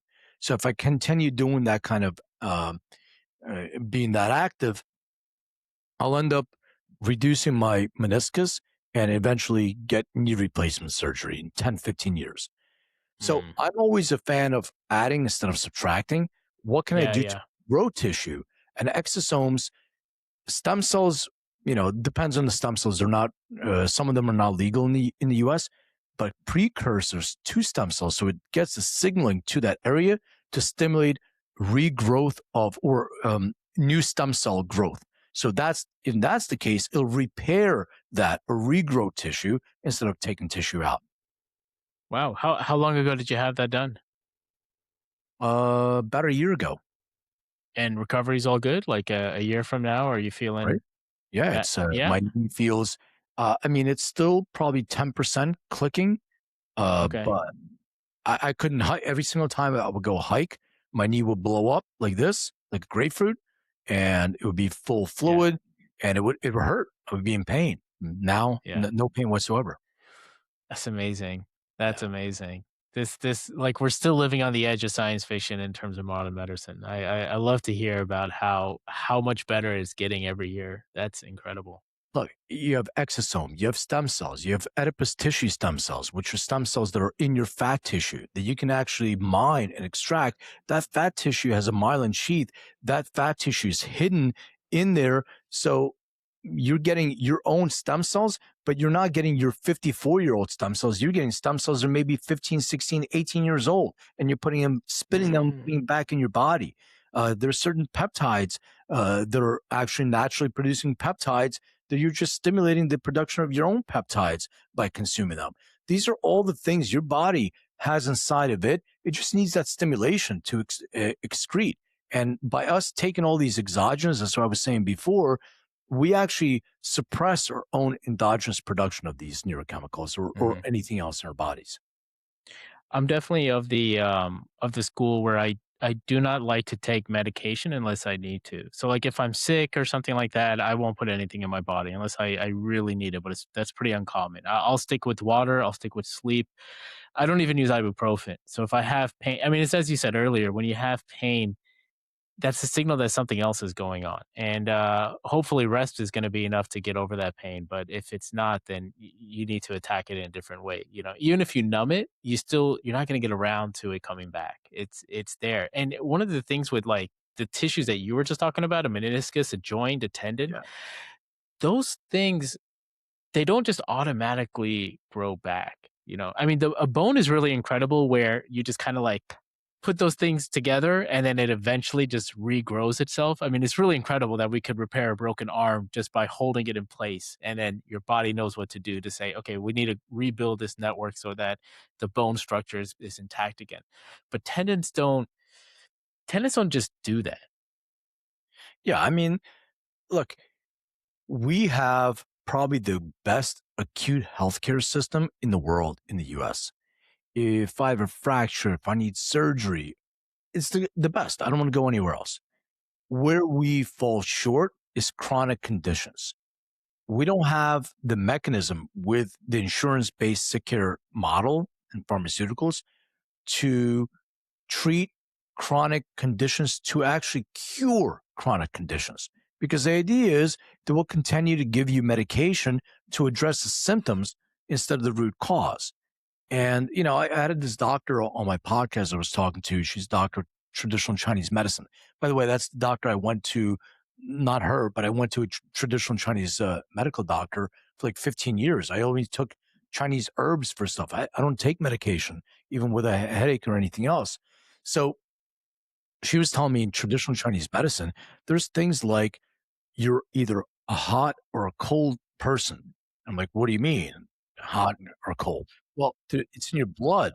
And the herbs that you take and the food that you take have to match the type of person that you are, being hot or Mhm, cold. I find that really interesting. Even mhm. even the way like both pulses, your tongue says a lot of different things. So they're looking for the root cause based on the symptoms they see instead of addressing the symptom. Hmm. It's a very different way. I mean, especially from Western medicine to think For about sure. it, you know, to look at it holistically in such a way. I so Len, I want to come back and I want to ask this question, which is kind of naive, which is what are peptides? I've done a little bit of research. I haven't jumped on peptides. I think for one, I don't understand them, and two is I'm kind of waiting to see approvals that come through them because I think they're still in this sort of gray zone. Not But really. I know they have become quite popular. GLP-1 is a peptide. Mm, So this like your Ozempics and all that stuff. They're just amino acids. They are a chain of amino acids that we produce ourselves. And mhm. sometimes we are deficient in these amino acids that we produce, so we take them exogenously to be able to match what we may be deficient in. So So there. these, Mhm. yeah. So well, let's talk about this. Like the molecule of a cannabinoid molecule versus like a hormonal molecule versus a neurotransmitter versus like cortisone versus say an amino acid, right? Like Yeah. these are all different. How are they? Like what has made at least peptides in recent years kind of pop out as this sort of new form of molecule. And maybe it's not new, maybe it's only new commercially. Well, so I think we had peptides for years. It's just a name that we're giving them. They're short chain amino acids. They're the building blocks of protein. And we Mhm, have peptide bonds within our systems that bond those short chain amino acids to create proteins. Those proteins create new cellular expression, new cellular growth, etc. So a lot of times we were taking things that may be those short chain amino acids, but they didn't necessarily they weren't grouped in this peptide classification. I think mm, it's what we're grouping them together now, and I think that the the approval of a GLP-1 peptide, Ozempic, mhm, is the reason why peptides became so popular all of a sudden. It's the next mm, thing. And there's a lot of research that's been done on the GLP-1s. A lot of the other peptides, less research has been done. And the reason why is because we naturally produce that in our bodies itself. So mhm, the pharmaceutical industry is like, we don't need to do, but they're getting on the bandwagon now because I mhm, think there's a lot more peptides that are becoming more popular for certain conditions. There's ones that have been researched a lot. There's one called BPC 157, I believe, and that BPC 157 is the one that's been researched most of all, especially for repair of different tissues. So they used it for burns, they used it for tendon repair, they used it for other types of repair because it helps to repair regrow tissue like exosomes do as well. So it stimulates your own mm. production of your internal short chain amino acids to produce those new proteins. By the way, I'm not a doctor, so if I'm saying something that's out of school, like somebody can correct me on this, but this is my understanding of this. Yeah, I mean, I think a lot of it is at the forefront of where we're going next, and so I think there's a lot of open questions, or if they have been closed, at least that knowledge is not widely shared yet. So I'm just like, for example, BP C157. I'm just looking it up now, and it doesn't have that FDA approval for it yet. No. It's banned under the anti-doping agency, the World Anti-Doping Agency. So it's like these sort of war these sort of warnings are still out there that it could be a question of just the research hasn't caught up yet. It could be more nefarious where the pharmaceuticals haven't allowed it across their moat yet. I don't know, but it is something that has been growing, and I remember seeing some of this pop up a few years ago where you're able to buy it for research purposes in these little vials, and what you do with it in terms of the research that you conduct, that's up to you how you want to do it. But they do seem to be very broad in their applications, and they do seem to come out with very specific applications. So say of the hundreds of peptides, they'll have a focus on different things, and I've seen that they're quite varied in how they operate. Well, it's exactly, you can have one peptide that applies to different conditions. Like when we were doing a clinical trial on this drug called TB006, it has to do with galactin 3 suppression, which is a protein that creates that amyloid plaque. Well, if in their research they say that protein, that amyloid plaque, is associated with um, Alzheimer's. It's also Mhm, associated with Parkinson's. It's also associated with autism. It's also associated with other autoimmune conditions. Well, I don't think the pharmaceutical industry really figured out a way how to create a Swiss Army knife, one mhm, molecule. It doesn't work that way for business. So now they have to name it something else for this, something else for mhm. that. But if you look at it, it's basically one molecule, one substance, one peptide, one short chain amino. Yeah, I always found it funny when I see a medication that's out there and then it's sold in different ways as an off-label use, and you're like, well, that's a very odd terminology, to say, hey, we developed this for people who have colds, but you can also use it to go to sleep. I'm sticking with the sleeping, Yeah. example, but it's very common to see those kind of off-label things, and it seems like there's just a lot of terminology and vocabulary and possibly like legal structures that require that sort of jargon, but it does make it a little bit more confusing in terms of application, where you could say this single molecule or set of molecules or this drug can support you in many different ways. Yeah. I want to talk a little bit. Yeah. I want to get into a little bit about lifestyle, Yeah. um, because one, there's as far as nutrition and exercise goes. In my own experience, I found that it takes me a very long way in ways that I had not known or been able to predict before. One example is the worst health I had been in was when I was in grad school. And the reason my health was terrible is I was spending all my time studying. I wasn't doing anything physically active. And I remember carrying a sort of depression with me. Once I got back into physical exercise, a lot of that just kind of shed off. And it's the more I looked into it, the more I realized that the relationship between your mental the well-being of your mind is strongly correlated with how well you are doing physically. And in fact, I was reading some papers that were showing a correlation between people who are physically active are less likely to develop neurodegenerative diseases. So if you're an older person, you really should be walking. And I think that, unless you're physically unable to, or if it's dangerous, that's a different story. Otherwise, you should be getting in some form of or some sort of physical exercise, which actually feeds positively back into your brain and keeps your brain healthy. Yeah. I mean, 100% agreed, especially as you're getting older and not just walking, resistance training. Resistance Mhm. training is really important for many different things. You mentioned sleep. So, first of all, we are secreting hormones when we sleep. We secrete male hormones. We secrete testosterone when we sleep.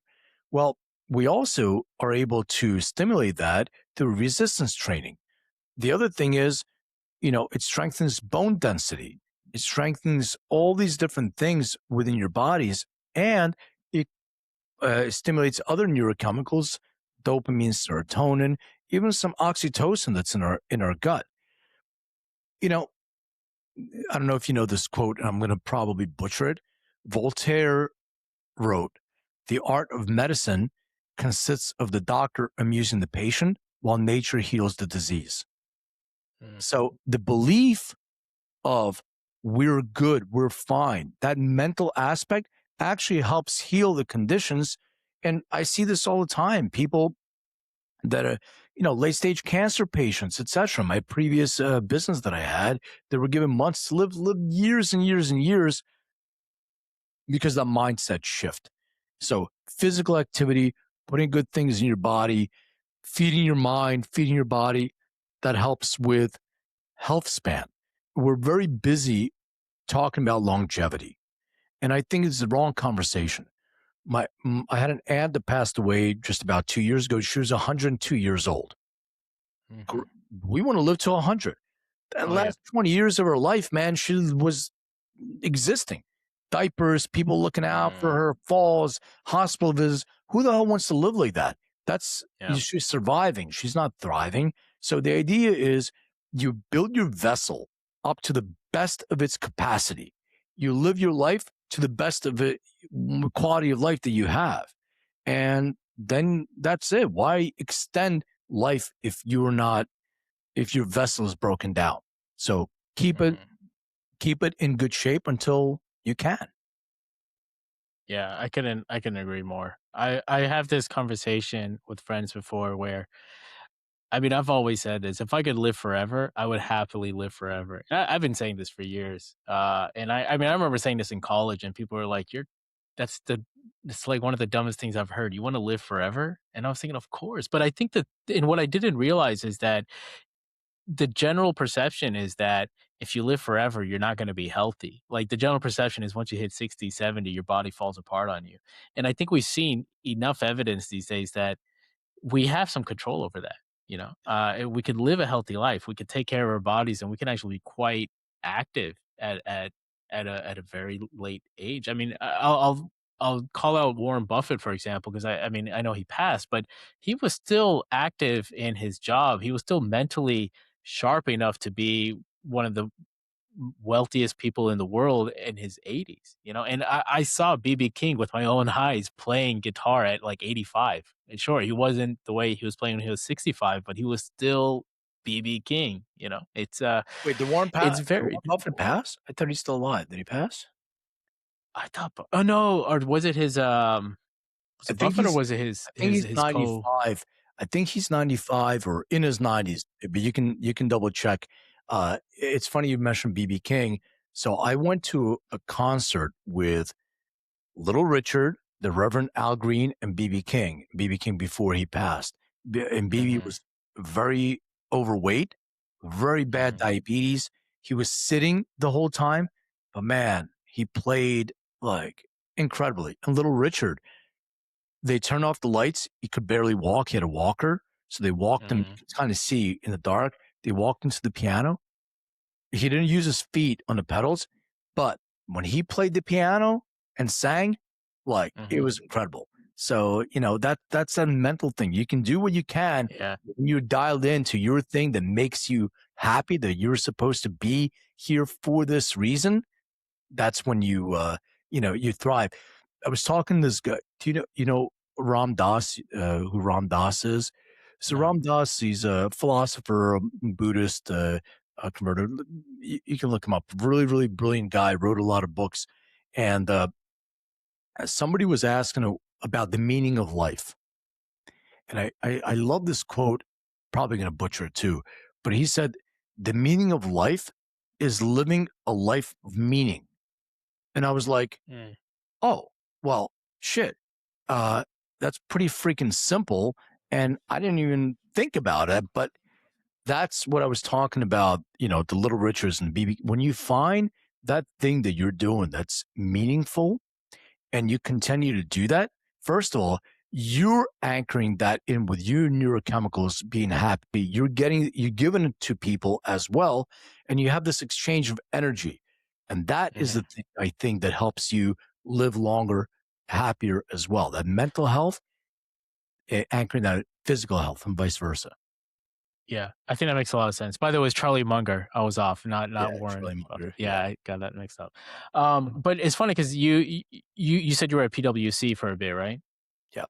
Mhm. I just I was chatting with someone who recently left their job at PwC to start their own business, and I asked him why, and he said I was burnt out, and I thought that was kind of interesting because running your own business is definitely not easier than running for a consulting company, you know, and even if PwC burned someone out. But I was asking about how he, you know, circled that or squared that circle or whatever. And he said it's the difference is that it's that fulfillment when you're doing something for yourself. And I think this kind of ties into if you're doing something for yourself that you really believe in, you really want to do, you know. And I'm sure you getting into EndoDNA where a lot of odds are stacked against that industry, where the regulation is just bouncing back and forth. You don't know where it is. The uncertainty is very high. There's still a perception that you're gonna have to fight off, and that could be, you know, who knows how long that's gonna stay, and it could be easily abused. I think that so as well. So it's not you're definitely not stepping into a gold mine. You're stepping into a minefield that potentially has many rewards. Yeah. You know, I can see where somebody would be burned out at PW or PwC. Y- I think some people know what they want to do and who they want to be when they're a kid. So I had guys that were, I talked to like when I picked up a guitar, I knew this is what I was going to do for the rest of my life. Mm, It's a wonderful thing. I'm not one of those people. I'm the kind of person that has to try many different things. That's why my ADD kicks in. mhm, But the thing is that most people are like comfort. I like comfort too. But if I'm too comfortable and I'm not fulfilled, I force myself to make a change. And too mm, many people sit in PW or Kenzie or PwC, anywhere, and they're like, shit, every day I have to sit there, I have to take a train, I have to do this. Wonderful. It's every day I'm listening to a hamster wheel. All of a sudden, 15 years go by, and you're like, I never did anything else. I never tried anything else. So for me, trying to find things that inspire and motivate me. What's next? I'll try whatever it is. What's next? And if I reach that plateau and that ceiling where I'm not getting that anymore, I'm going to Mhm. do something else. And I don't have a fear of failure because I don't even believe in that. It's all learning experience. Winning Yeah. or learning, that's what it is. So the thing that most people do is they say they're going to do something, but they don't actually do it. They're getting ready to get Mhm. ready. And if you're going to say you're going to do it, just do it. Yeah. Well, I feel like that's one of the big things. That's like that American mentality. You just, if you see something that you don't like, or that you think that can be better, there's that whole attitude of just do things. There's nothing stopping you, or at least you know what? It's ask for forgiveness rather than for permission. I See live how by far that. your idea gets you. Yeah. Yeah. Well, that's really cool. I was thinking about you mentioned a few times coming from ADHD, and I need to apologize because I said some words before where I said fortunately I did not experience that, and I read part of your book, and the word fortunately is something that I wish to withdraw because the way you framed it I thought was really interesting. You said that ADHD is something that once you harness, you understand how to take advantage of that. Because I just had a meeting today and it came up where I was thinking about multitasking and I was like, my brain is a single processor unit. It's Yeah. it's not bad. I mean, it's concurrent processing. There's like parallel processing and then there's concurrent processing. My brain can do concurrent processing up to a level, but it's still single core. I can't Yeah. truly do like 10 different things at the same time. I can have a lot of interest, but to follow up on any of them, I need to dedicate my time and energy on it. Hmm. I can't just be drawn into many different things. I can't make multiple decisions at the same time, which is why I mostly eat the same food every day. But I thought your framing was very interesting, and I thought, okay, I need to learn a little bit more about this because I think part of it is I'm gonna pass the buck a little bit. I think that the mainstream narrative is that ADHD is something that you don't want your children to have, and I think the way that you framed it is quite different, and you've been successful in multiple industries. I think ADHD is can be a superpower if used correctly. So it's not that you don't want your kids to have or not. I don't want my daughter to have ADHD without systems and guardrails Mm, because now you're constantly. So let me back up. What happens is you're born with depletion of dopamine. So your brain is looking for the next squirt of dopamine. And what happens is we get these squirrel moments, distracted, next. We don't finish things because something else, shiny object, something else is coming up. So if you're able to harness that as a superpower, now you can do something other people that can't do, which is, and when I talk about multitasking, it's more like this. We see patterns in things that may not look like they're a pattern to other people. So your puzzle pieces don't fit. Well, they fit in my brain. Like mm, this, these three things seem random, but they're not. It's the same thing in career. PWC, real estate, endocannabinoid system, uh, you know, venture capital. What do they have to do together? Nothing. But for me, they do. I can draw on each one of them to create an experience that makes total sense to me. And I really believe that the system that we have of diagnosing people with a disorder really does people an injustice. You're mm. labeled with Yeah, there's something wrong with you. Well, right. now I can use it as a crutch. Well, I can't do that because, hey, look at this. I I have a disorder.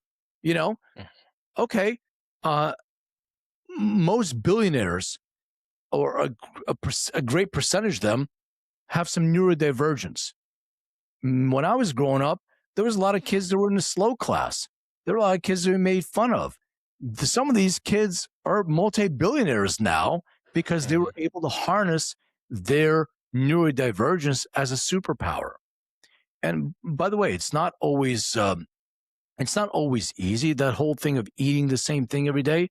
I do the same thing because I don't want to think about it.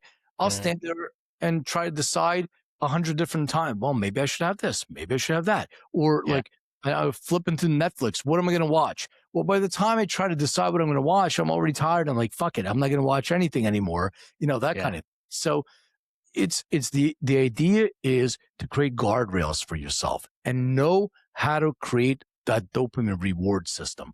We talked about the gym. I'm not a big fan. I'm not that guy who loves to go to the gym workout. I do like the results, but I'm not the one like, oh man, I can't wait to get to the gym. But I love the sauna. So Mm. by me going to the gym, I dangle a carrot for myself that I'm going to, at the end, I'm going to go to the sauna, which I Mhm. love. I'm going to go through the process to get to the result. So I focus on where that dopamine hit is. And if you know this about yourself, you can prime yourself for that flow state as well. When you're, Mhm.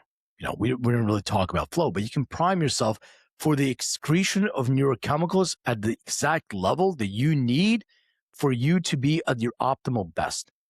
And this is the key to be able to utilize your ADHD or whatever your neurodivergence is as your superpower. Let's get into that flow state thing, and I'll tell you an example that there are two examples that I really liked on flow state, and I looked up the guy's name and I already forgot, Mihaly something Mihaly, and Yeah. he was I believe Czech researcher, psychologist that first came up with the phrase, but there are two examples I could think of. One is very easily relatable, and that's video games, where when you're playing, you get this instant feedback cycle.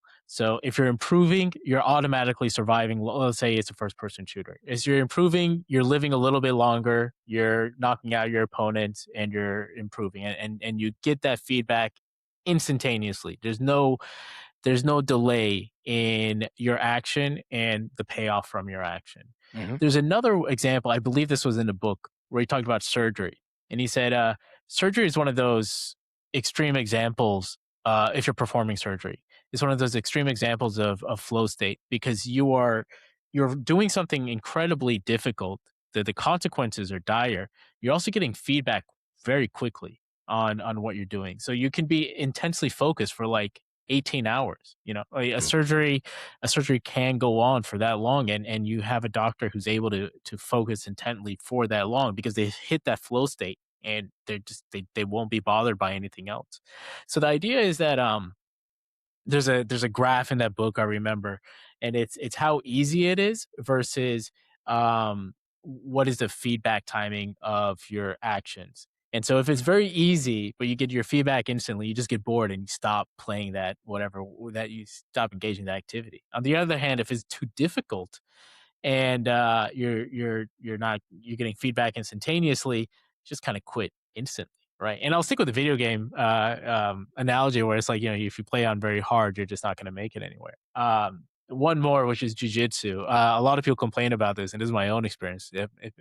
If you ever train jujitsu, when you first start, it's the worst experience ever because you have no idea what you're doing. You're getting tapped out within like 3 seconds, and you feel like there's no way to get better, right? But you just kind of have to stick with it and improve. But this it's funny because it does kind of feed it does relate back to this idea of chasing an adventure. If you're chasing dopamine, but you want that payoff of the challenge of achieving it, that's that's flow state right there. If you can Yeah. achieve it. Yeah. You know, you brought up video games. So it's interesting because video game designers design video games a lot for that dopamine hit. So if you're getting dopamine, you're anchored in, you're continuing to play more and more and more. Mhm. Uh, it's dangerous for people with ADD because now instead of doing surgery for 18 hours, you're playing video games for 18 hours because you're like, "Pff, I'm hyper focused. I'm getting dopamine." So Yeah. maybe you can figure out more positive ways. Nothing, I mean, nothing against video games, but more positive ways to be able to get into that state. Like for me, like for instance, painting. So when I used to paint, I could stay in the studio for hours and I'm hyper focused because I'm releasing that dopamine. I'm getting that anchored in from the what I'm doing. The guy taps me my shoulder. We're closing up. I'm like, what do you mean? Well, you've been here for 6 hours. I didn't even realize I was there for 6 hours because it's stimulating to me, which is probably a positive experience. Could be something else I'm focusing on.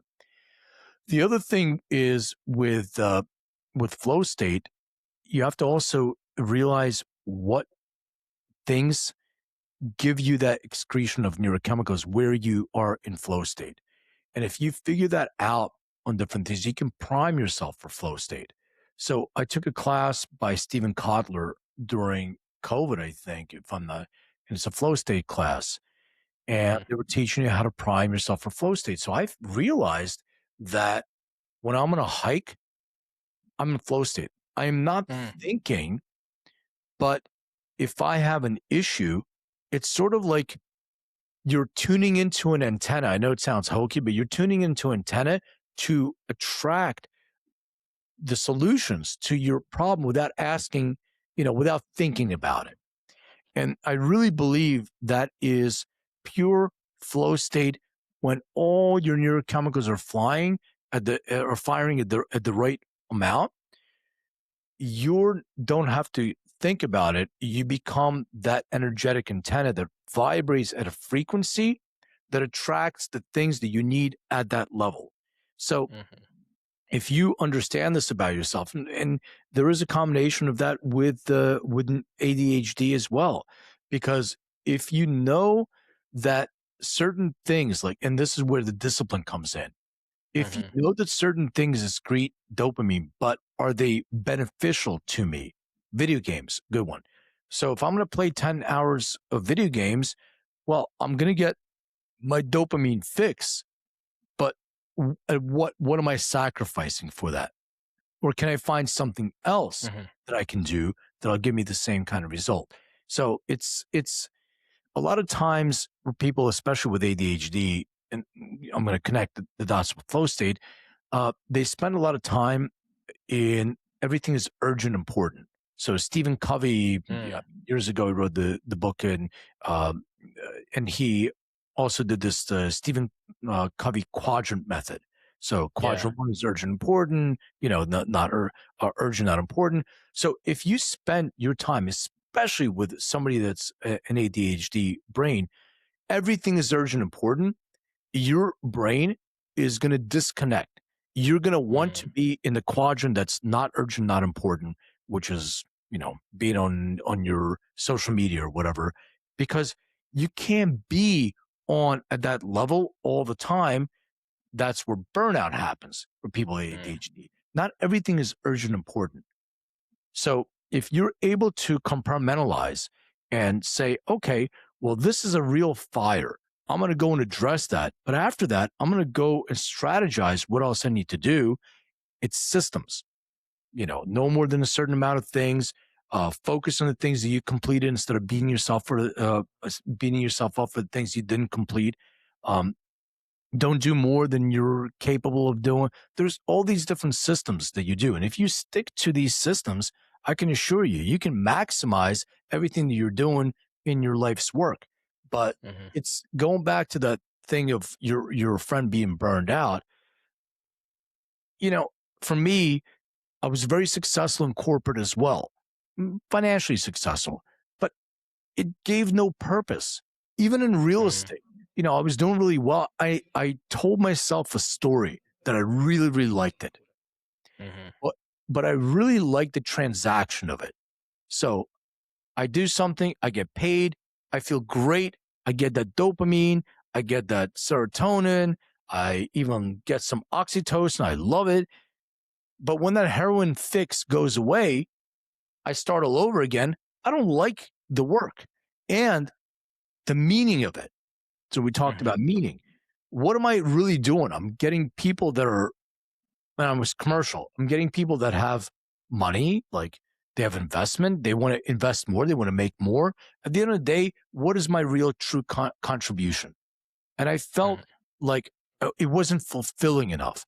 So, and that's the quality, when you're doing corporate, yes, it's hard. There's nothing harder than being an entrepreneur. And I think it's a lonely place to be People don't Mhm. understand. People don't get it. People don't understand the sacrifices that you make. But there's a drive. And when you have that greater meaning than yourself, it pulls you over these dark, cavernous spots that you're in your life as an entrepreneur, because Mhm.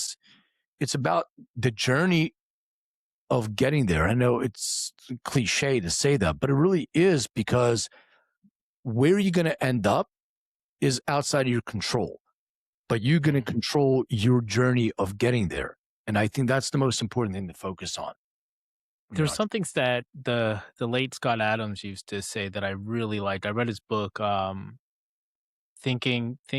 something along the lines of how to fail and still win.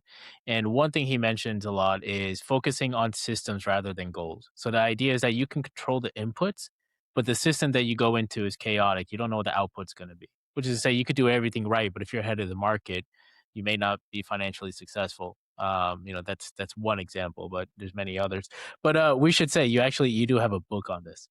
Jack of all trades, master of some, ADHD, and Right well, here. tell us a little bit about it. So it outlined your own personal experience, but it also goes through sort of general tips and tools that you've picked up to work with ADHD to your advantage. Yeah, jack of all trades, master of some, ADHD and polymath. It's rewiring the modern genius. So, uh, what what prompted this? I was introduced as a polymath when I was given a talk. I didn't know what a polymath was. I had no idea what that Yeah. meant. So I was like, "All right, I'm like, oh, you can be an expert in multiple different fields without actually having to go to school for that because you're interested in that." So I started getting books, and I read this book about different polymaths and started talking Mm, about Leonardo da Vinci yeah. and him being a polymath. And I'm like, well, yeah, it makes sense. The guy, we know he's a painter, but he's an inventor. He made weapons. He made flying machines, like all these different things. But then I started getting deeper in. I'm like, wait, it took him this long to paint the Mona Lisa. He did hundreds of projects, but he left thousands of projects unfinished. And there was a lot of people that were pissed at Leonardo da Vinci because he never Mm, fulfilled his obligations for commissions and stuff. So I I'm didn't like, know that. I wonder if he has ADHD. I'm like, all right, that's another pattern. Let me look at Ben Franklin. Let me look at Richard Branson. And I started creating.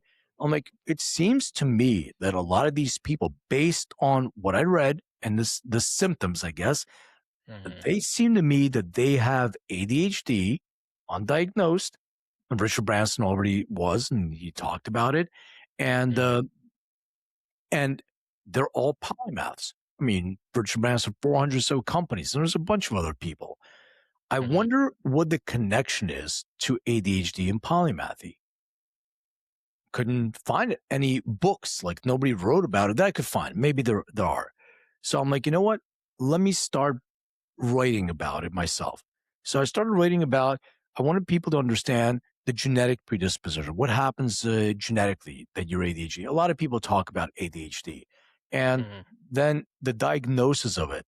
Then, okay, well, if I'm a polymath, maybe that's because I have ADHD and I'm leaning into different things that I'm interested in. And now I'm being anchored in that for a while because I'm getting a dopamine fix so I can hyper focus and that becomes an expert. Hmm. I'm not a geneticist. I'm not a doctor. I was just so curious and so interested in that that I did a deep dive. And because I did a deep dive and I'm interested in it, it absorbs better. So it's not like Hmm. shit information just goes in one ear out the other. It really absorbs. So Yeah. what I wanted to do was convey to people that you don't really have a disorder per se. And I know people are like, I have so many people pushing back. Oh, I wish if you had my kids, you would know. I'm like, I was a problem kid too. And one of the reasons is maybe point the finger at yourself, point the fingers at the teachers. They're not Hmm. stimulating me. I'm not learning anything. I'm bored and I'm not Yeah. learning anything at home. I was getting my education for reading encyclopedias back in the day because I was curious and I was interested in it. So Hmm. that's the idea. The idea is to lean into where your curiosity is and stay there and actually create systems for yourself to actually learn that that's something I'm interested in. And if you're not interested in it, don't stay in it.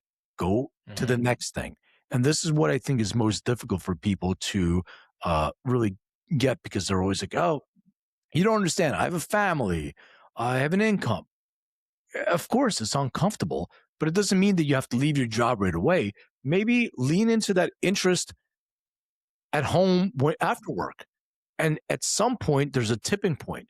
Maybe your interest in your hobby and what you're doing, what really stimulates, now becomes the thing that you're going to do for the next, part of your life. Yeah. I think there's a lot to be said on what is a proper education for someone who is just so widely interested in things and who's like a brilliant person, but just is not going to conform to studying the way they do in school, where, especially in early grade school, you're not actually learning anything. You're just being babysat. But the one thing I do want to hear your thoughts on is discipline. So I think it's one thing to say, hey, I've got this crazy desire to improve my chess game. So I'm going to spend the next 3 weeks studying chess and playing chess. But then once you fall out of it, once you say, you know what, I kind of lost my interest in chess, I'm going to stop playing. That's all right for chess. It's a hobby. But if we're talking about a business, or if we're talking about a career path, or if we're talking about anything that requires long term commitment, how do you bring discipline into to the tension of ADHD, which is going to draw you in multiple directions? You just hit the nail on it. That is the added secret ingredient to using ADHD as a superpower. You have to be disciplined. You have to. Hmm. There's no, this is a non negotiable. Hmm. And I don't know, like I wrote this in my book too, but I'm not sure. I'm not sure if it's something that's genetic. I'm not sure if it's something that's learned. I'm not sure if it's something that's inherent within us or it's something that my my lifestyle has taught me. But Hmm. when I set my mind to this, and this is the difference between those people who really use it as a superpower, like an Elon Musk, you have to be disciplined. You Hmm. have to make sure that you're consistent. And this is the promise that you make to yourself. And if you really respect yourself enough, you're going to keep that promise. I'm a very disciplined person in a way uh, where I haven't eaten meat in 16 years, for instance. And this Hmm. is my decision to myself that I made. Hmm. I said one day I'm not going to eat meat. I was married at the time. We both did it. My ex wife lasted maybe 3 weeks. I Hmm. lasted 16 or 17 years, whatever, because I made a promise to myself, and that's Yeah. it. And she used to be like, "Hey, you're very righteous and you're rigid." I'm like, I have to be. So Mhm. these are the things that are non-negotiable for me. And that's the thing that really allows you to do the things that you want to do, even though they may be uncomfortable. They may Yeah. be something that you don't want to do, but you have to create discipline. And after a while, it becomes a habit. Yeah. 3 weeks, maybe not it. Maybe for some people it's a month. Maybe for some people it's 6 months. I know Yeah. Tony Robbins is always, well, 28 days, maybe, but not for everyone. For somebody, Yeah. you may want to stay there consistently, and then it becomes a habit. Yeah, there was this book that came out called Atomic Habits, and I think his proposal was 90 days. If you stick to any habit for 90 days, after that it becomes ingrained and you don't really need to think about it. Your body will just take you where you need to go. But I mean, when it comes to hitting the gym, for example, I've these days I do mostly strength training at a gym, but I've done like different physical activities. And something that's come up often is, there'll be those days where you have no energy left and you're thinking to yourself, even if I go, I'm not going to get a good workout, or like it's going to be a waste of time and energy for everybody involved. But then there's that part where it's like, it's just worth it for the discipline. It's just worth it to say, Listen, I don't want this to snowball into skipping a day, which can end up into skipping 2 days, which could end up meaning that I skipped 3 days. It's easy to say like, oh, yesterday I cheated, I could cheat today as well. But it's a snowball effect. When you hold yourself to those standards of discipline, in my own experience, I've always had that. When I commit to something, I've been good about having that discipline. I might not, like in school, I might not have been the brightest, but I studied a lot, and so I did well. And yeah, I think that consistency and perseverance and just sticking with it can get you very far just because you normalize it within your lifestyle. I mean, I can't tell you the number of times, especially in college and grad school, where I've come across people who are like 10 times smarter than me. You know what I mean? Like, Yeah. something will be said in lecture, and these guys will memorize it for the rest of the quarter. They barely come to class, but they get like a B when they could have got an A if they just studied for an extra 1 hour a week. Right. Because they're just so on top of it. Like their brains operate in like an F1 engine, Yeah. but they don't put the time and energy behind it. But I mean, that's also college, so it doesn't really, the consequences of that are quite different from running a business or operating in your career or pursuing whatever endeavor you have. Well, listen, Len, I've got one more thing that I want to chat with you about because you piqued my curiosity early on. You were telling me about some egg thing, and I was thinking about that. And the closest thing I could understand of it from our short conversation was that it sounded like a sensory deprivation tank that you were going to tell me about. Is that right?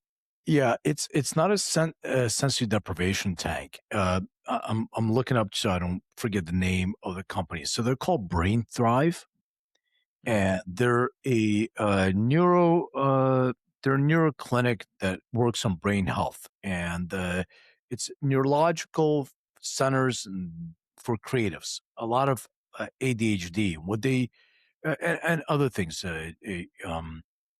depression, etc. So one of the things they do is they have this machine, and they have it. They call I think they call it the egg or whatever. Neurological egg, neuro egg.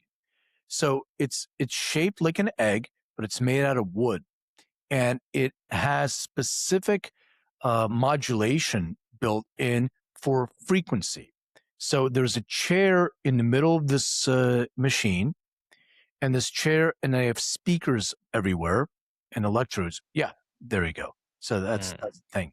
That's the chair. So it's shaped like an egg. So when they they have electrodes, and when they start playing a certain frequency, they can see things in your brain lighting up, and they can reprogram where your brain lights up based on that frequency. And I find mm, it highly interesting because I definitely see that whole frequency thing. It's the same thing with music. Like I don't know for sure, like biotuning, this is what they call it. So I don't mm, know for sure, but there's certain music at certain times that connects with me on a certain basis that, you know, changes my mood, other things in my, and I really believe that it's not necessarily just the music, which I do love so much, but I think that frequency that it's at is connecting to where it needs to connect to. Maybe it's even, inspiring flow state. So I think that's mm. super, super cool. Very cool. Yeah, my brother's actually told me about something similarly related where different frequency configurations and even playing with one ear getting one frequency, another ear getting a different frequency can inspire different moods and emotions. That's kind of what they do exactly. That's very cool. All right. Well, Len, man, I got to tell you, it's been an absolute pleasure. There's been a lot of cool stuff here, and Thank the polymath is you cannot hide it. This has been very interesting. you. No, I appreciate it. Thank you. All right. Well, I'm going to stop the recording. Stick around just for a second.